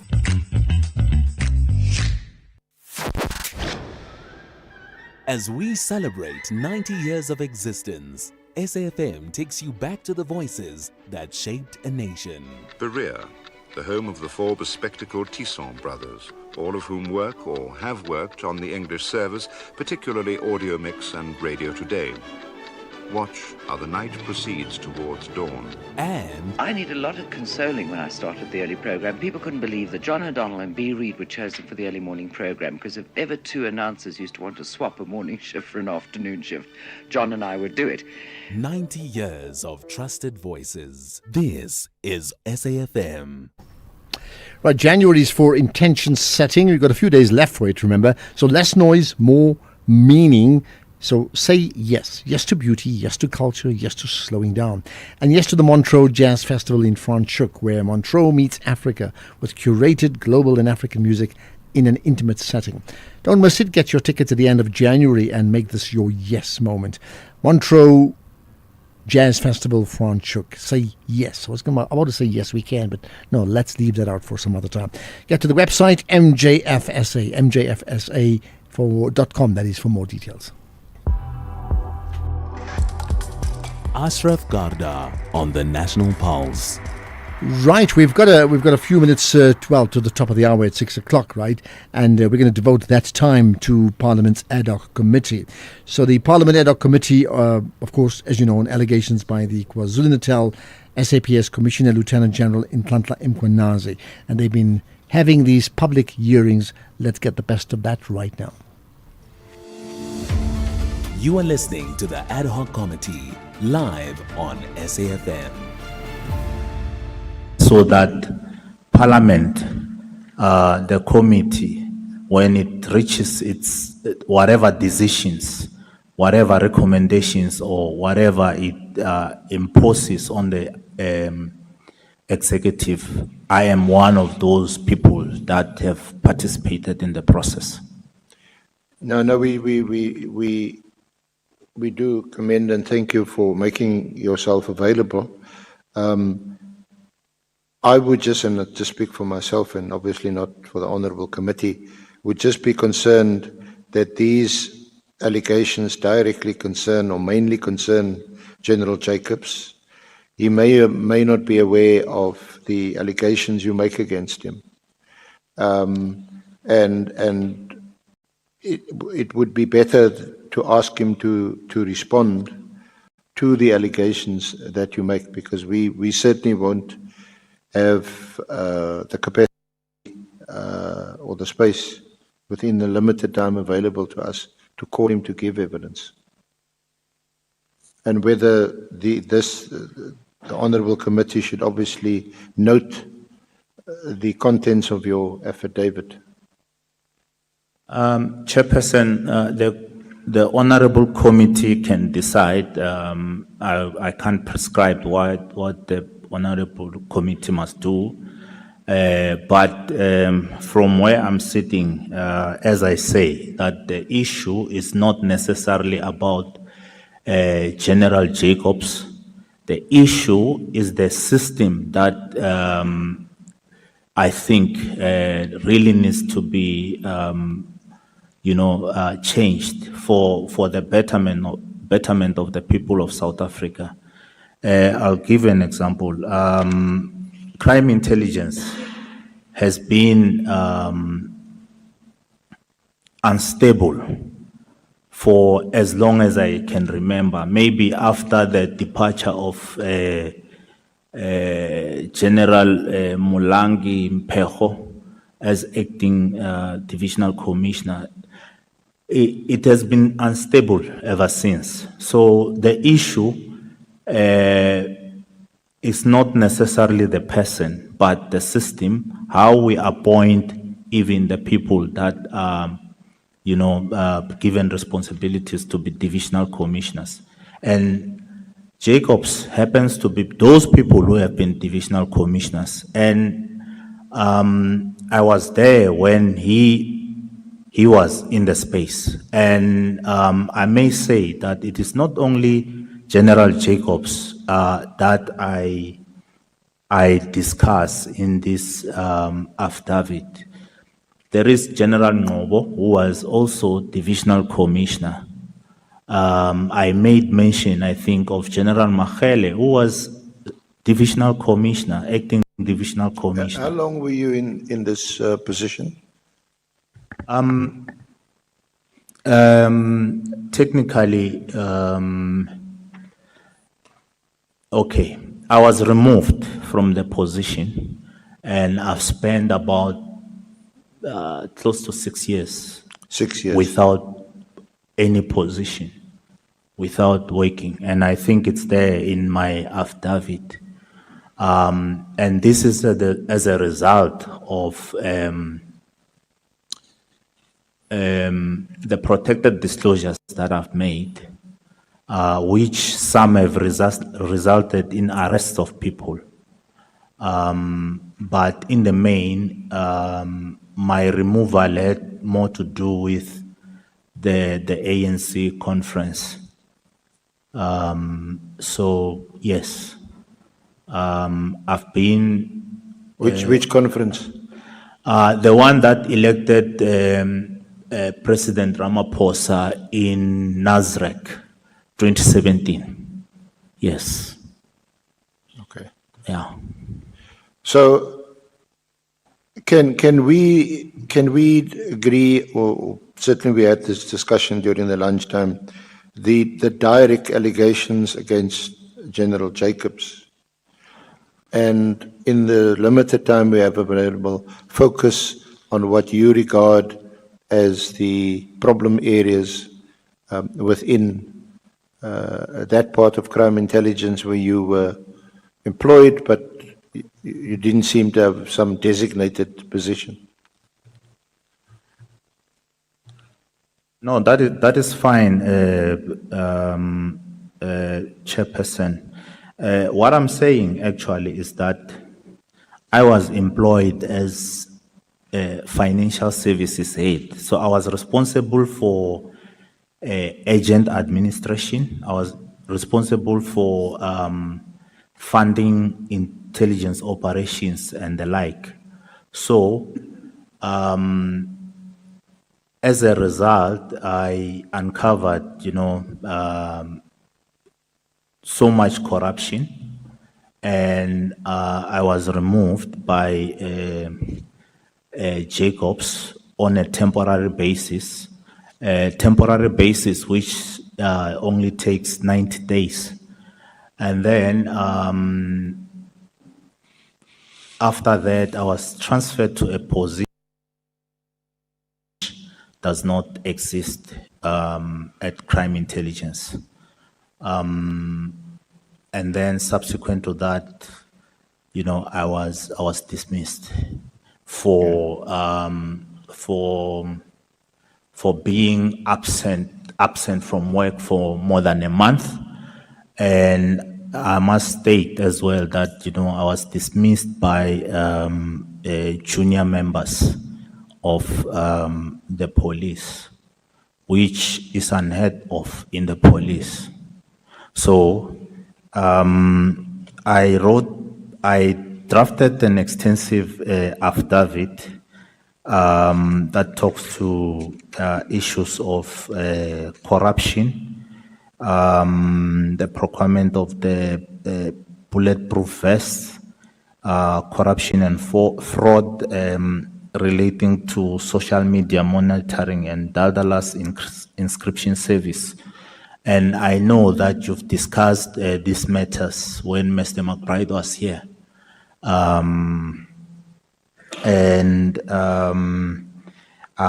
talk about the fraudulent and corrupt appointment of Lieutenant General Khumalo, the current divisional commissioner. Yeah. Yes, and I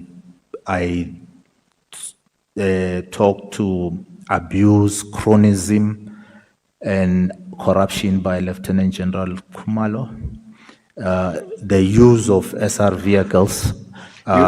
You also mentioned under, I'm now moving on, Honorable Chair, Honorable Members, to the thick affidavit. Yes. And there's a contents page. You talk about judicial corruption and or misconduct. That's at page 47. And what is of interest there that you actually mention some names? You're saying, sir? I say you mentioned some names of two judges. Oh, yes. I mentioned names of two judges. As I say that, from the fallout of the ANC conference in Nasrec, I was requested to release some monies by the then National Commissioner, General Kehla Stole.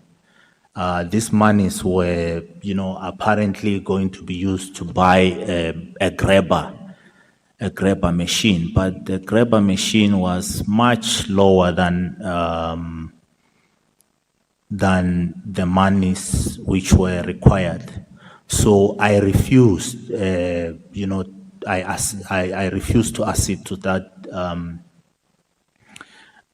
request. And after the conference, then my life changed because, I was subjected to serious occupational detriment. One thing I may add maybe is that General Stole, for instance, had promised the politicians the condition of his appointment was that he was going to use some of those monies to fund this conference for one of the factions in that particular conference.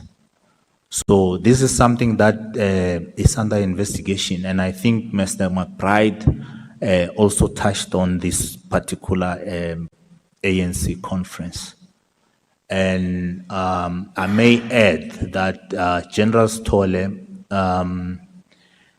went to the point of even constitutional court because he was refusing to release some of these documents when I think IPID was challenging him to release the documents. And he ended up in the Constitutional Court. And in the Constitutional Court, he says that the minister at the time, Mr. Fikile Mbalula, was the one basically who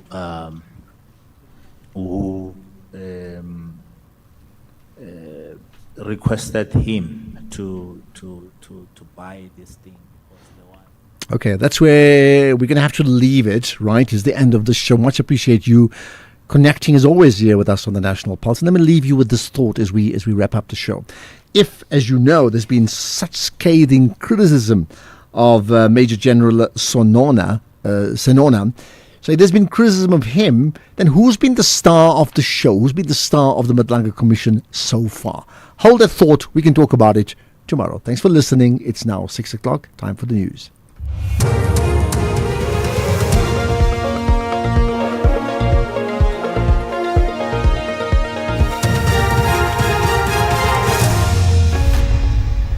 Thank you again, Ashraf. KZN Hawks Head grilled in Parliament and a new Archbishop of Canterbury officially confirmed.